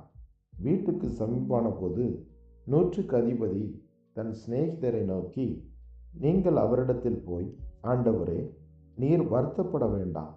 நீர் என் வீட்டுக்கு வாசலுக்குள் பிரவேசிக்க நான் பாத்திரன் அல்ல. நான் உம்மிடத்தில் வரவும் என்னை பாத்திரனாக எண்ணவில்லை. ஒரு வார்த்தை மாத்திரம் சொல்லும், அப்பொழுது என் வேலைக்காரன் சொஸ்தமாவான். நான் அதிகாரத்திற்கு கீழ்ப்பட்டவனாயிருந்தும் எனக்கு கீழ்ப்பட்டிருக்கிற சேவகரும் உண்டு. நான் ஒருவனை போவென்றால் போகிறான், மற்றொருவனை வாவென்றால் வருகிறான். என் வேலைக்காரனை இதை செய்யென்றால் செய்கிறான் என்று நான் சொன்னதாகச் சொல்லுங்கள் என்று அவர்களை அனுப்பினான். இயேசு இவைகளை கேட்டு அவனை குறித்து ஆச்சரியப்பட்டு திரும்பி தமக்கு பின் செல்லுகிற திரளான ஜனங்களை நோக்கி, இஸ்ரவேலுக்குள்ளும் நான் இப்படிப்பட்ட விசுவாசத்தை காணவில்லை என்று உங்களுக்கு சொல்லுகிறேன் என்றார்.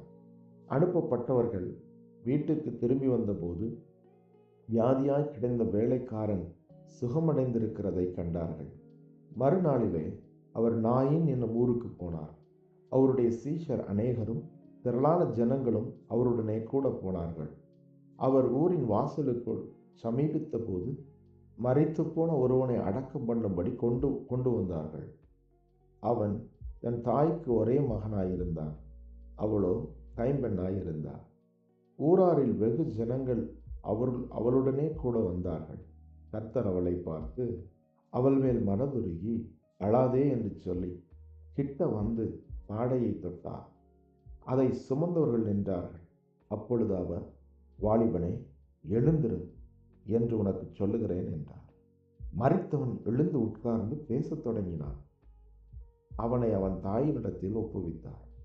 எல்லாரும் பயமடைந்து, மகா தீர்க்கதரிசியானவர் நமக்குள்ளே தோன்றியிருக்கிறார் என்றும் தேவன் தமது ஜனங்களை சந்தித்தான் என்றும் சொல்லி தேவனை மகிமைப்படுத்தினார்கள். இந்த செய்தி யூதேயா தேசம் முழுவதிலும் சுற்றியிருக்கிற திசைகள் யாவற்றிலும் பிரசித்தமாயிற்று. இவைகளை எல்லாம் யோவானுடைய சீஷர்கள் அவனுக்கு அறிவித்தார்கள். அப்பொழுது யோவான் தன் சீஷரில் 2 பேரை அழைத்து, நீங்கள் இயேசுவினிடத்திற்கு போய், வருகிறவர் நீர்தானா, அல்லது வேறொருவர் வர காத்திருக்க வேண்டுமோ என்று கேளுங்கள் என்று சொல்லி அனுப்பினார். அந்தப்படி அவர்கள் அவரிடத்தில் வந்து, வருகிறவர் நீர்தானா, அல்லது வேறொருவர் வர காத்திருக்க வேண்டுமோ என்று கேட்கும்படி யோவான் ஸ்நானன் எங்களை உம்மிடத்திற்கு அனுப்பினார் என்றார்கள். அந்த சமயத்திலே நோய்களையும் கொடிய வியாதிகளையும் பொல்லாத ஆவிகளையும் கொண்டிருந்த அநேகரை அவர் குணமாக்கி அநேகம் குருடருக்கு பார்வை அளித்தார். இயேசு அவர்களுக்கு பிரதியுத்தரமாக, நீங்கள் போய் கண்டவைகளையும் கேட்டவைகளையும் யோவானுக்கு அறிவியுங்கள். குருடர் பார்வையடைகிறார்கள், சப்பானிகள் நடக்கிறார்கள், குஷ்டரோகிகள் சுத்தமாகிறார்கள், செவிடர் கேட்கிறார்கள், மரித்தோர் எழுந்திருக்கிறார்கள், தரித்திரருக்கு சுவிசேஷம் பிரசங்கிக்கப்படுகிறது. என்னிடத்தில் இடரலடையாதிருக்கிறவன் எவனோ அவன் பாக்கியவான் என்றார். யோவானுடைய தூதர்கள் போன பின்பு அவர் யோவானை குறித்து ஜனங்களுக்கு சொன்னது என்னவென்றால், எதை பார்க்க வனாந்திரத்திற்கு போனீர்கள்? காற்றினால் அசையும் நாணலையோ? அல்ல என்றால் எதை பார்க்க போனீர்கள்? மெல்லிய வஸ்திரம் தரித்த மனுஷனையோ? அலங்கார வஸ்திரம் தரித்து செல்வமாய் வாழ்கிறவர்கள் அரசர் மாளிகைகளிலே இருக்கிறார்கள். அல்லவென்றால் எதை பார்க்க போனீர்கள்? தீர்க்கதரிசியையோ? ஆம், தீர்க்கதரிசியை பார்க்கிலும் மேன்மையுள்ளவனையே என்று உங்களுக்கு சொல்லுகிறேன். இதோ, நான் என் தூதனை உமக்கு முன்பாக அனுப்புகிறேன். அவன் உமக்கு முன்னே போய் உமது வழியை ஆயத்தம் பண்ணுவான் என்று எழுதிய வாக்கியத்தால் குறிக்கப்பட்டவன் இவன்தான். ஸ்திரீகளிடத்திலே பிறந்தவர்களில் யோவான் ஸ்நானனை பார்க்கிலும் பெரிய தீர்க்கதரிசி ஒருவனும் இல்லை. ஆகிலும் தேவனுடைய ராஜ்யத்தில் சிறியவனாய் இருக்கிறவன் அவனிலும் பெரியவனாய் இருக்கிறான் என்று உங்களுக்கு சொல்லுகிறேன் என்றார்.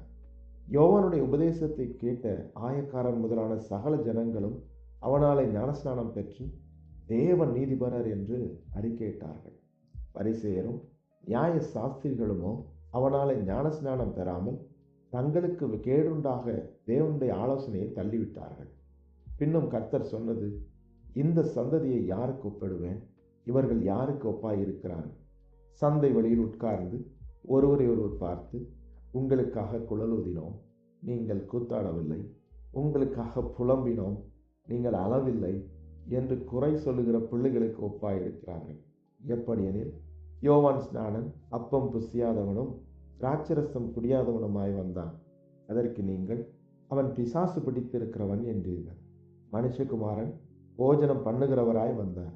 அதற்கு நீங்கள், இதோ போஜன பிரியனும் மதுபான பிரியனுமான மனுஷன், ஆயக்காரருக்கும் பாவிகளுக்கும் சிநேகிதன் என்கிறீர்கள்.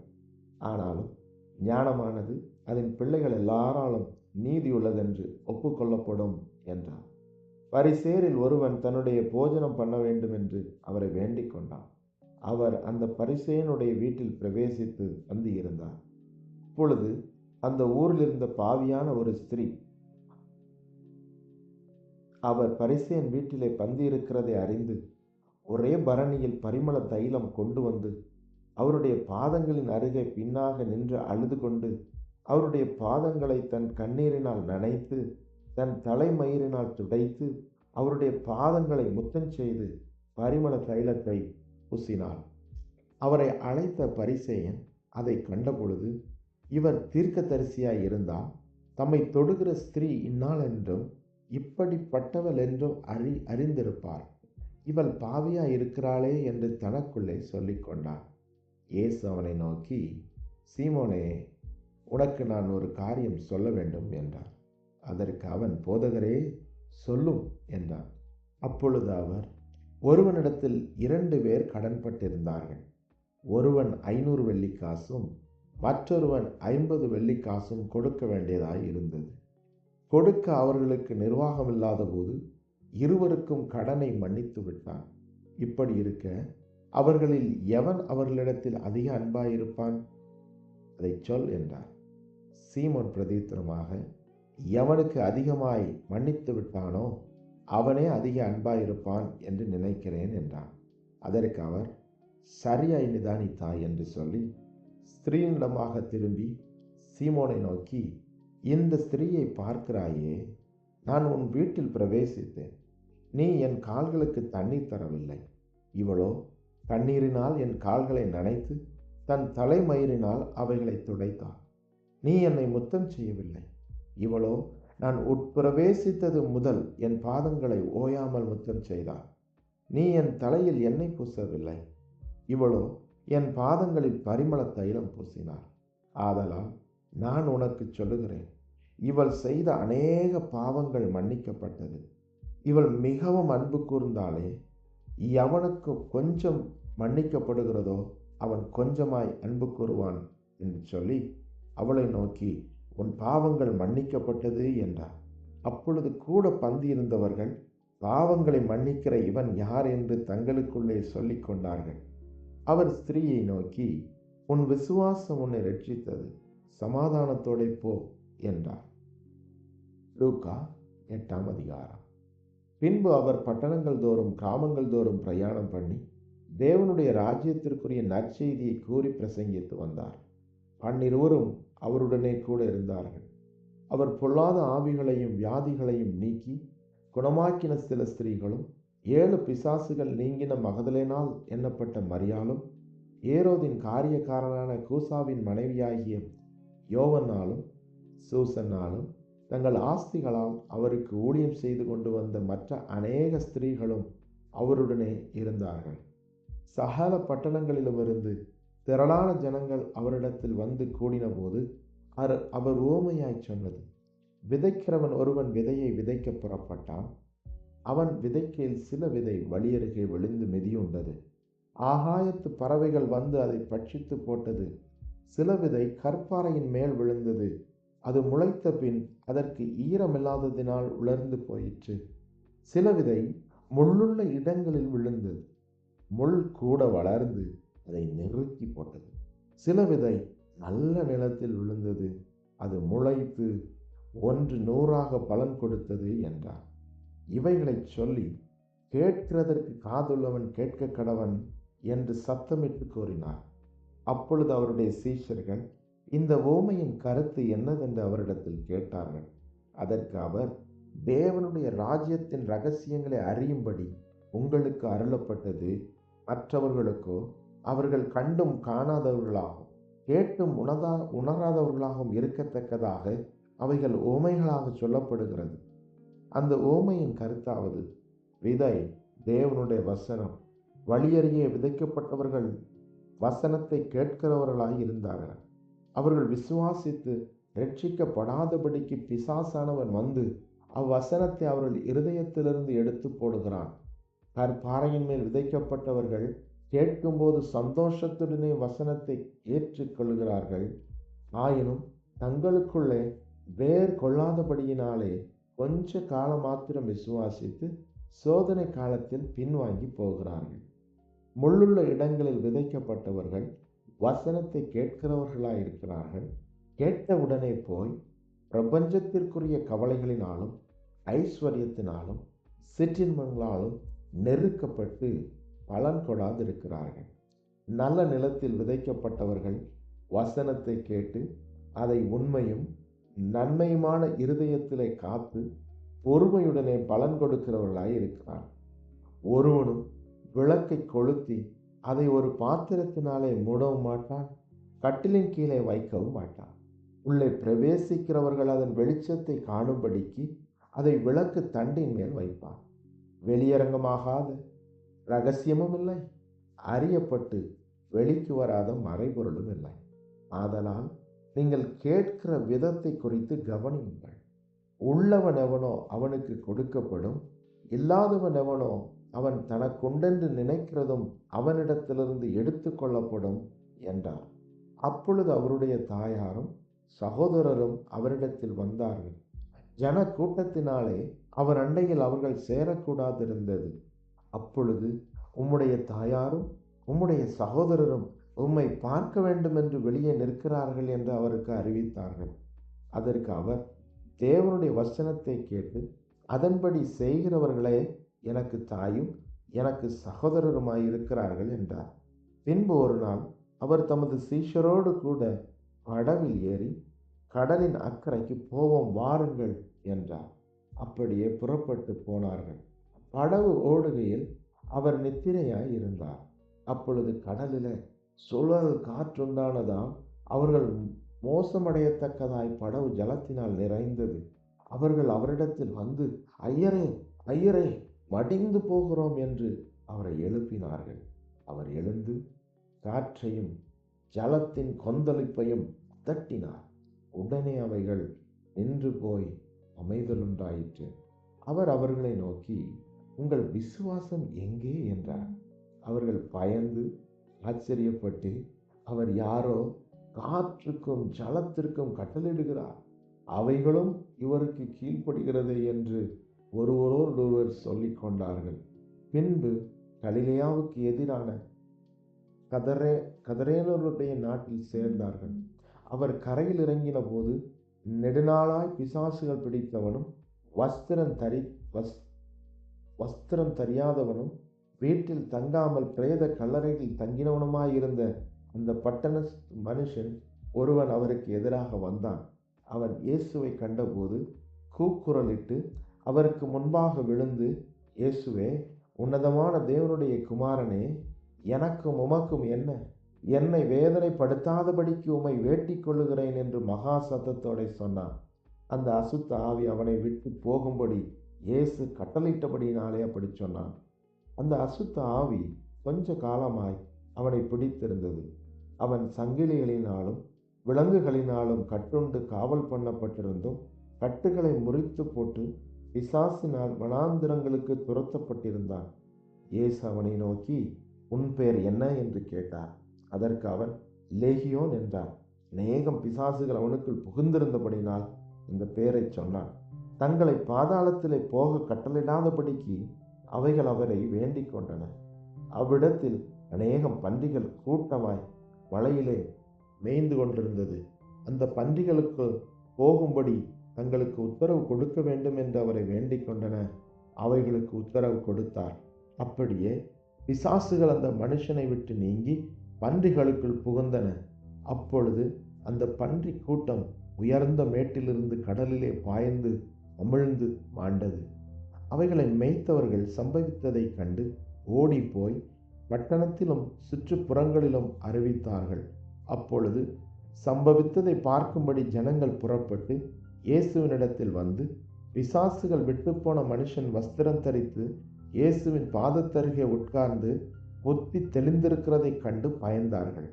பிசாசுகள் பிடித்திருந்தவன் சொஸ்தமாக்கப்பட்டதை கண்டவர்களும் அதை அவர்களுக்கு அறிவித்தார்கள். இப்பொழுது கதரேனருடைய சுற்றுப்புறத்தில் உள்ள திரளான ஜனங்கள் எல்லாரும் மிகவும் பயமடைந்தபடியினாலே தங்களை விட்டு போகும்படி அவரை வேண்டிக் கொண்டார்கள். அந்தபடி அவர் படவில் ஏறி திரும்பி போனார். பிசாசுகள் நீங்கின மனுஷன் அவரோடு கூட இருக்கும்படி உத்தரவு கேட்டான். இயேசு அவனை நோக்கி, உன் வீட்டுக்கு திரும்பி போய் தேவன் உனக்கு செய்தவைகளையெல்லாம் அறிவி என்று சொல்லி அவனை அனுப்பிவிட்டார். அந்தபடி அவன் போய் இயேசு தனக்கு செய்தவைகளையெல்லாம் பட்டணத்தில் எங்கும் பிரசித்தப்படுத்தினார். இயேசு திரும்பி வந்தபோது ஜனங்கள் எல்லோரும் அவருக்காக காத்திருந்தபடியினால் அவரை சந்தோஷமாய் ஏற்றுக்கொண்டார்கள். அப்பொழுது ஜெப ஆலய தலைவனாகிய யவீரு என்னும் பெயருள்ள ஒருவன் வந்து இயேசுவின் பாதத்தில் விழுந்து 12 வயதுள்ள தன்னுடைய ஒரே குமாரத்தி மரண அவஸ்தையாய் இருந்தபடியால் தன் வீட்டிற்கு வரும்படி அவரை வேண்டிக் கொண்டான். அவர் போகையில் திரளான ஜனங்கள் அவரை நெருங்கினார்கள். அப்பொழுது 12 வருஷமாய் பெரும்பாடுள்ளவளாயிருந்து தன் ஆஸ்திகளெல்லாம் வைத்தியர்களுக்கு செலவழித்தும் ஒருவனாலும் சொஸ்தமாக்கப்படாதிருந்த ஒரு ஸ்திரீ அவருக்கு பின்னாக வந்து அவருடைய வஸ்திரத்தின் ஓரத்தை தொட்டார். உடனே அவளுடைய பெரும்பாடு நின்று போயிற்று. அப்பொழுது இயேசு, என்னை தொட்டது யார் என்று கேட்டார். எங்களுக்கு தெரியாதென்று எல்லாரும் சொன்னபோது பேதுருவும் அவனுடனே கூட இருந்தவர்களும், ஐயரே, திரளான ஜனங்கள் உம்மை சூழ்ந்து நெருக்கி கொண்டிருக்கிறார்களே, என்னை தொட்டது யார் என்று எப்படி கேட்கிறீர் என்றார்கள். அதற்கு இயேசு, என்னிலிருந்து வல்லமை புறப்பட்டதை அறிந்திருக்கிறேன், ஆதலால் ஒருவர் என்னை தொட்டதுண்டு என்றார். அப்பொழுது அந்த ஸ்திரீ தான் மறைந்திருக்கவில்லை என்று கண்டு நடுங்கி வந்து அவர் முன்பாக விழுந்து தான் அவரை தொட்ட காரணத்தையும் உடனே தான் சொஸ்தமானதையும் எல்லா ஜனங்களுக்கு முன்பாக அவருக்கு அறிவித்தார். அவர் அவளை பார்த்து, மகளே, திடன்கொள், உன் விசுவாசம் உன்னை ரட்சித்தது, சமாதானத்தோட போ என்றார். அவர் இப்படி பேசிக் கொண்டிருக்கையில் ஜெப ஆலய தலைவனுடைய வீட்டிலிருந்து ஒருவன் வந்து அவனை நோக்கி, உம்முடைய குமாரத்தி மரித்து போனால் போதகரை வருத்தப்படுத்த வேண்டாம் என்றார். இயேசு அதை கேட்டு, பயப்படாதே, விசுவாசம் உள்ளவனாயிரு, அப்பொழுது அவள் ரட்சிக்கப்படுவாள் என்றார். அவர் வீட்டில் வந்தபோது பேதுருவையும் யாக்கோபையும் யோவானையும் பெண்ணின் தகப்பனையும் தாயையும் தவிர வேறு ஒருவரையும் உள்ளே வரவொட்டாமல் எல்லாரும் அழுது அவளை குறித்து துக்கம் கொண்டாடுகிறதைக் கண்டு, அழாதையுங்கள், அவர் மரித்து போகவில்லை, நித்திரையாயிருக்கிறாள் என்றார். அவள் மரித்து போனாள் என்று அவர்கள் அறிந்ததினால் அவரை பார்த்து நகைத்தார்கள். எல்லோரையும் அவர் வெளியே போக பண்ணி அவளுடைய கையை பிடித்து, பிள்ளையே, எழுந்திரு என்றார். அப்பொழுது அவள் உயிர் திரும்ப வந்தது. உடனே அவள் எழுந்திருந்தாள். அவளுக்கு ஆகாரம் கொடுக்க கட்டளையிட்டார். அவள் தாய் தகப்பன்மார் ஆச்சரியப்பட்டார்கள். அப்பொழுது நடந்ததை ஒருவருக்கும் சொல்லாமல் இருக்கும்படி அவர்களுக்கு கட்டளையிட்டார். லூக்கா 9ஆம் அதிகாரம்.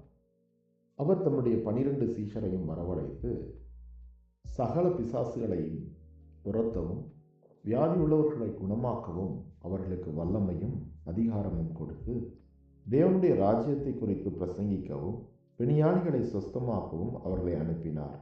அப்பொழுது அவர் அவர்களை நோக்கி, வழிக்கு தடியாவது பையையாவது அப்பத்தையாவது காசையாவது எடுத்து கொண்டு போக வேண்டாம், 2 அங்கிகளை கொண்டு போகவும் வேண்டாம்.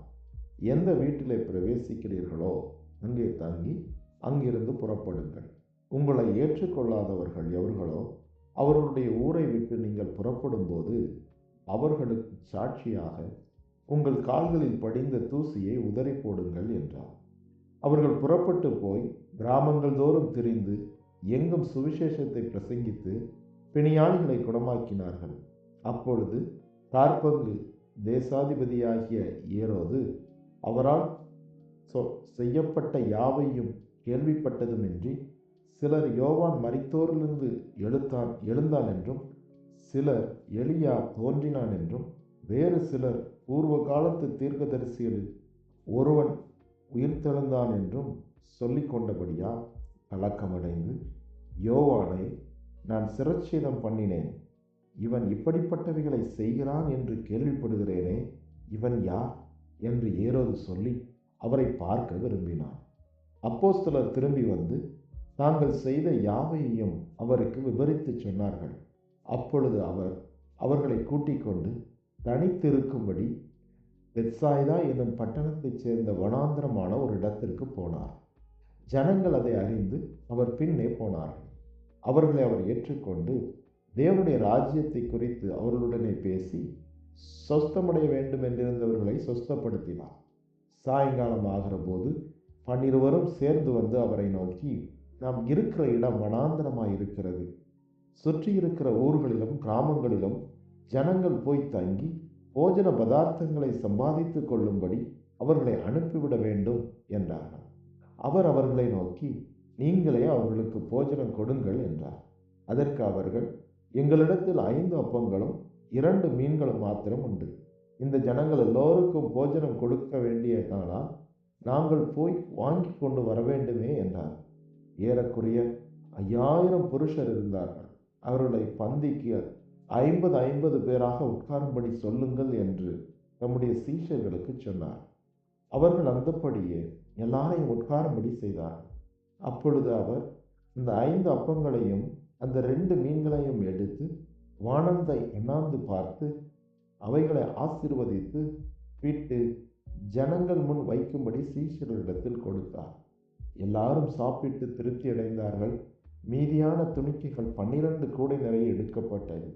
பின்பு அவர் தமது சீஷரோட கூட தனித்து ஜெபம் பண்ணி கொண்டிருக்கையில் அவர்களை நோக்கி, ஜனங்கள் என்னை யார் என்று சொல்லுகிறார்கள் என்று கேட்டார்.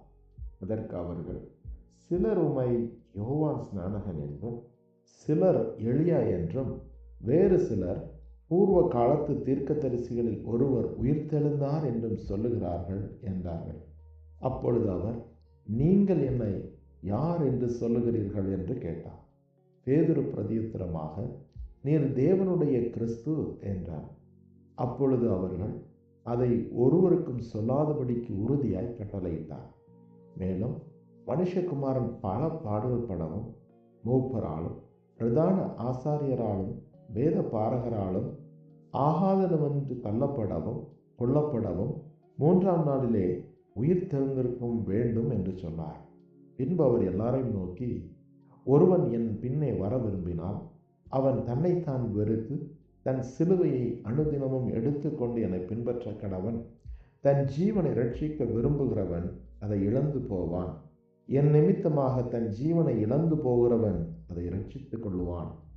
மனுஷன் உலகம் முழுவதையும் ஆதாயப்படுத்தி கொண்டாலும் தன்னைத்தான் கெடுத்து நஷ்டப்படுத்தினால் தனக்கு லாபம் என்ன? என்னை குறித்தும் என் வார்த்தைகளை குறித்தும் எவன் வெட்கப்படுகிறானோ அவனை குறித்து மனுஷகுமாரனும் தம்முடைய மகிமையோடும் பிதாவின் மகிமையோடும் பரிசுத்த தூதர்களின் மகிமையோடும் வரும்போது வெட்கப்படுவார். இங்கே நிற்கிறவர்களில் சிலர் தேவனுடைய ராஜ்யத்தை காணும் முன் மரணத்தை ருசிப்பதில்லை என்று மெய்யாகவே உங்களுக்கு சொல்லுகிறேன் என்றார். இந்த வார்த்தைகளை அவர் சொல்லி ஏறக்குறைய 8 நாளான பின்பு அவர் பேதுருவையும் யோவானையும் யாக்கோபையும் கூட்டிக் கொண்டு ஜெபம் பண்ணுகிறதற்கு ஒரு மலையின் மேல் ஏறினார். அவர் ஜெபம் பண்ணுகையில் அவருடைய முக ரூபம் மாறிற்று. அவருடைய வஸ்திரம் வெண்மையாகி பிரகாசித்தது.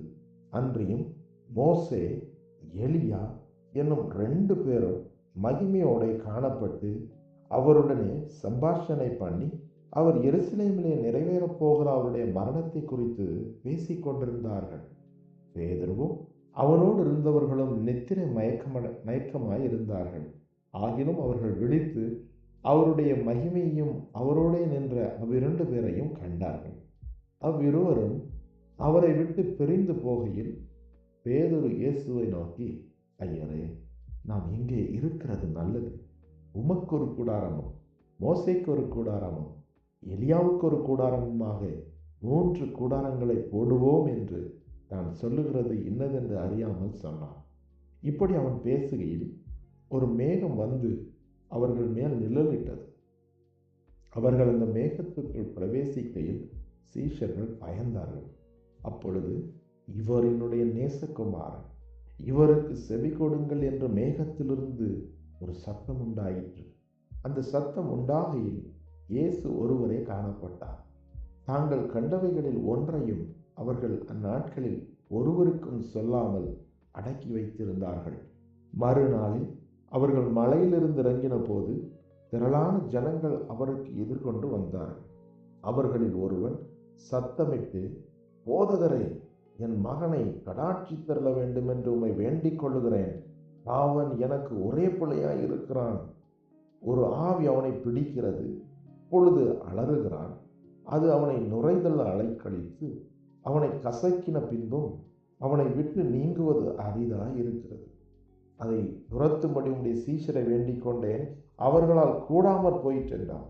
இயேசு பிரதியுத்தரமாக, விசுவாசமில்லாத மாறுபாடான சந்ததியே, எதுவரைக்கும் நான் உங்களோடு இருந்து உங்களிடத்தில் பொறுமையாயிருப்பேன்? உன் மகனை இங்கே கொண்டு வா என்றார்.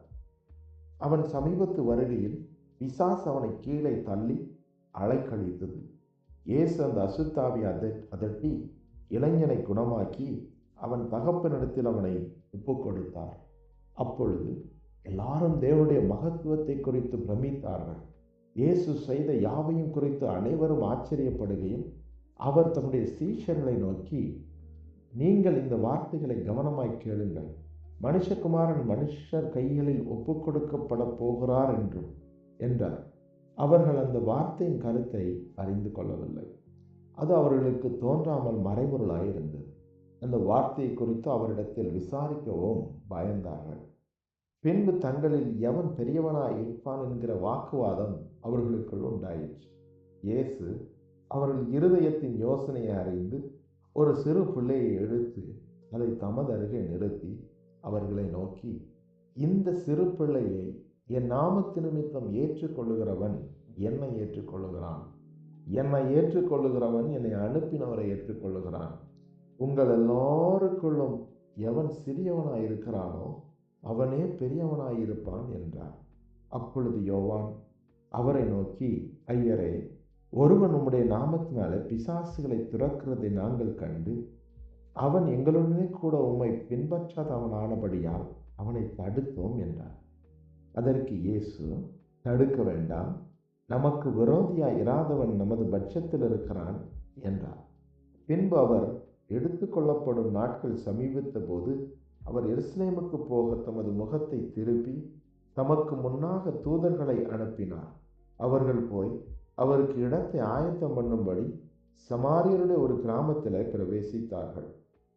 அவர் எருசலேமுக்கு போக நோக்கமாய் இருந்தபடியால் அவ்வூரார் அவரை ஏற்றுக்கொள்ளவில்லை. அவருடைய சீஷராகிய யாக்கோபும் யோவானும் அதை கண்டபோது, ஆண்டவரே, ஏலியா செய்தது போல வானத்திலிருந்து அக்கினி இறங்கி இவர்களை அழித்து போடும்படி தாங்கள் கட்டளையிட உமக்கு சித்தமில்லையா என்று கேட்டார்கள். அவர் திரும்பி பார்த்து, நீங்கள் இன்ன ஆவி உள்ளவர்கள் என்பதை அறியீர்கள் என்று அதட்டி, மனுஷகுமாரன் மனுஷருடைய ஜீவனை அளிக்கிறதற்கு அல்ல, ரட்சிப்பதற்கே வந்தார் என்றார். அதன் பின்பு அவர்கள் வேறே கிராமத்துக்கு போனார்கள். அவர்கள் வழியிலே போகையில் ஒருவன் அவரை நோக்கி, ஆண்டவரே, நீர் எங்கே போனாலும் உம்மை பின்பற்றி வருவேன் என்றார். அதற்கு இயேசு, நரிகளுக்கு குழிகளும் ஆகாயத்து பறவைகளுக்கு கூடுகளும் உண்டு, மனுஷகுமாரனுக்கோ தலை சாய்க்க இடமில்லை என்றார். வேறொருவனை அவர் நோக்கி, என்னை பின்பற்றி வா என்றார். அதற்கு அவன், ஆண்டவரே, முன்பு நான் போய் என் தகப்பனை அடக்கம் பண்ண எனக்கு உத்தரவு கொடுக்க வேண்டும். என்றார். அதற்கு இயேசு, மரித்தோர் தங்கள் மரித்தோரை அடக்கம் பண்ணட்டும், நீ போய் தேவனுடைய ராஜ்யத்தை குறித்து பிரசங்கி என்றார். பின்பு வேறொருவன் அவரை நோக்கி, ஆண்டவரே, உம்மை பின்பற்றுவேன், ஆனாலும் முன்பு நான் போய் வீட்டில் இருக்கிறவரிடத்தில் அனுப்புவித்து கொண்டு வரும்படி எனக்கு உத்தரவு கொடுக்க வேண்டும் என்றார். அதற்கு இயேசு, கலப்பையின் மேல் தன் கையை வைத்து பின்னிட்டு பார்க்கிற எவனும் தேவனுடைய ராஜ்யத்திற்கு தகுதியுள்ளவன் அல்ல என்றார். லூக்கா 10ஆம் அதிகாரம். இவைகளுக்கு பின்பு கர்த்தர் வேற 70 பேரை நியமித்து தாம் போகும் சகல பட்டணங்களுக்கும் இடங்களுக்கும் அவர்களை தமக்கு முன்னே 2 பேராக அனுப்பினார். அப்பொழுது அவர் அவர்களை நோக்கி, அறுப்பு மிகுதி, வேலையாட்களோ கொஞ்சம். ஆகையால் அறுப்புக்கு எஜமான் தமது அறுப்புக்கு வேலையாட்களை அனுப்பும்படி அவரை வேண்டிக் கொள்ளுங்கள். புறப்பட்டு போங்கள். ஆட்டுக்குட்டிகளை ஓனாக்களுக்குள்ளே அனுப்புகிறது போல இதோ நான் உங்களை அனுப்புகிறேன். பணப்பையையும் சாமான் பையையும் பாதரட்சைகளையும் கொண்டு போக வேண்டாம். வழியிலே ஒருவரையும் வினவவும் வேண்டாம். ஒரு வீட்டில் பிரவேசிக்கிற போது, இந்த வீட்டுக்கு சமாதானம் உண்டாவதாக என்று முதலாவது சொல்லுங்கள். சமாதான பாத்திரன் அங்கே இருந்தால் நீங்கள் கூறின சமாதானம் அவனிடத்தில் தங்கும். இல்லாதிருந்தால் அது உங்களிடத்திற்கு திரும்பி வரும். அந்த வீட்டிலே தானே நீங்கள் தங்கியிருந்து அவர்கள் கொடுக்கிறவைகளை புசித்து குடியுங்கள்.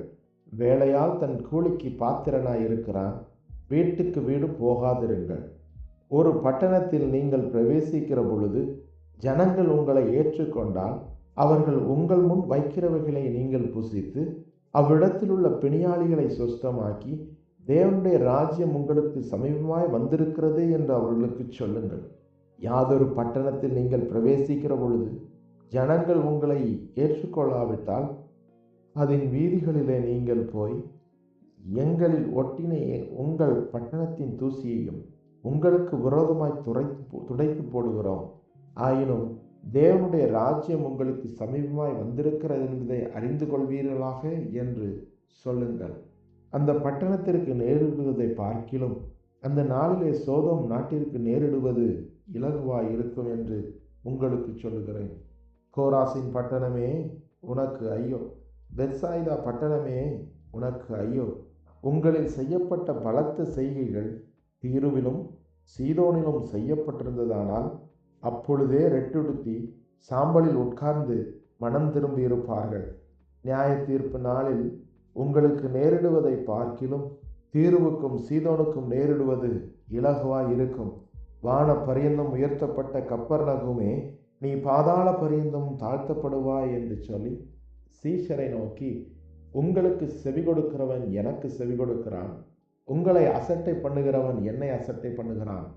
என்னை அசட்டை பண்ணுகிறவன் என்னை அனுப்பினவரை அசட்டை பண்ணுகிறான் என்றார். பின்பு அந்த 70 பேரும் சந்தோஷத்தோட திரும்பி வந்து, ஆண்டவரே, உம்முடைய நாமத்தினாலே பிசாசுகளும் எங்களுக்கு கீழ்ப்படுகிறது என்றார்கள். அவர்களை அவர் நோக்கி, சாத்தான் மின்னலைப் போல வானத்திலிருந்து விழுகிறதை கண்டேன். இதோ சர்ப்பங்களையும் தேள்களையும் மிதிக்கவும் சத்துருவுடைய சகல வல்லமையும் மேற்கொள்ளவும் உங்களுக்கு அதிகாரம் கொடுக்கிறேன். நீங்கள் ஒன்றும் உங்களை சேதப்படுத்த மாட்டாது. ஆகிலும் ஆவிகள் உங்களுக்கு கீழ்ப்படுகிறதற்காக நீங்கள் சந்தோஷப்படாமல் உங்கள் நாமம் பரலோகத்தில் எழுதியிருக்கிறதற்காக சந்தோஷப்படுங்கள் என்றார். அந்த வேளையில் இயேசு ஆவியிலே களிகூர்ந்து, பிதாவே, வானத்திற்கும் பூமிக்கும் ஆண்டவரே, இவைகளை நீர் ஞானிகளுக்கும் கல்விமான்களுக்கும் மறைத்து பாலகருக்கு வெளிப்படுத்தினபடியினால் உம்மை ஸ்தோத்தரிக்கிறேன். ஆம் பிதாவே, இப்படி செய்வது உம்முடைய திருவுளத்திற்கு பிரியமாய் இருந்தது. சகலமும் என் பிதாவினால் எனக்கு ஒப்பு கொடுக்கப்பட்டிருக்கிறது. பிதா தவிர வேறு ஒருவனும் குமாரன் இன்னார் என்று அறியான். குமாரன் அவரை எவனுக்கு வெளிப்படுத்த சித்தமாய் இருக்கிறாரோ அவனும் தவிர வேறொருவனும் பிதா இன்னார் என்று அறியான் என்றார். பின்பு தமது சீஷரிடத்தில் திரும்பி தனித்து அவர்களை நோக்கி, நீங்கள் காண்கிறவைகளை காணும் கண்கள் பாக்கியம் உள்ளவைகள். அநேக தீர்க்கதரிசிகளும் ராஜாக்களும் நீங்கள் காண்கிறவைகளை காணவும் நீங்கள் கேட்கிறவைகளை கேட்கவும் விரும்பியும் காணாமலும் கேளாமலும் போனார்கள் என்று உங்களுக்கு சொல்லுகிறேன் என்றார். அப்பொழுது நியாயசாஸ்திரி ஒருவன் எழுந்திருந்து அவரை சோதிக்கும்படி, போதகரே, நித்திய ஜீவனை சுதந்தரித்துக் கொள்ளும்படிக்கு நான் என்ன செய்ய வேண்டும் என்று கேட்டான். அதற்கு அவர், நியாயப்பிரமாணத்தில் என்ன எழுதியிருக்கிறது? நீ வாசித்திருக்கிறது என்ன என்றார்.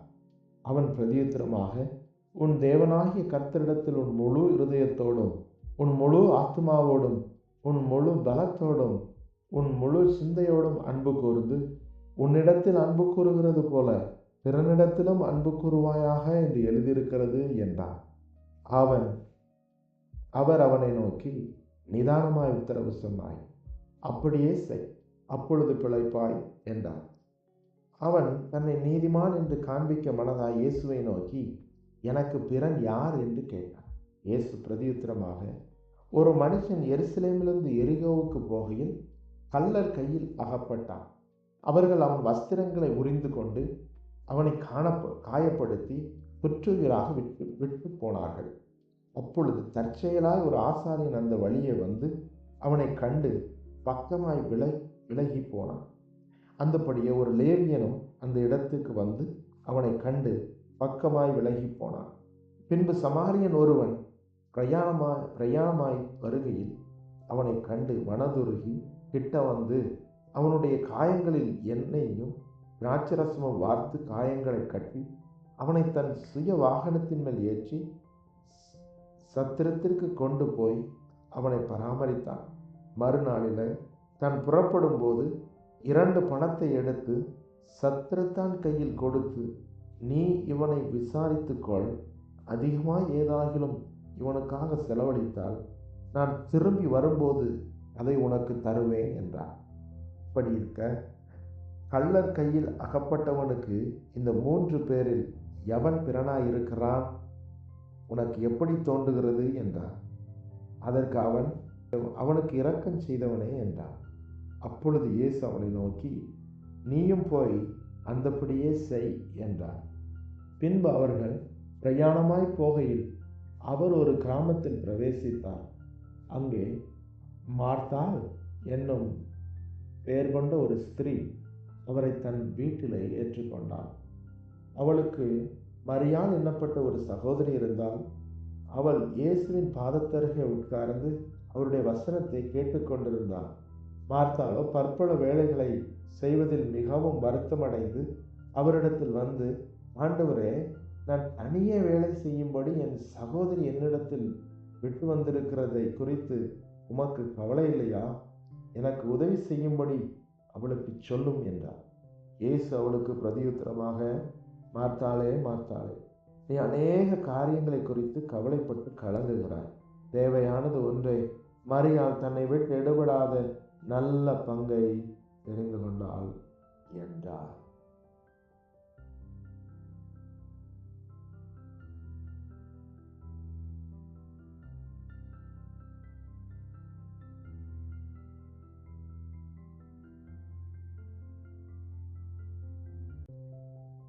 லூக்கா எழுதின சுவிசேஷம்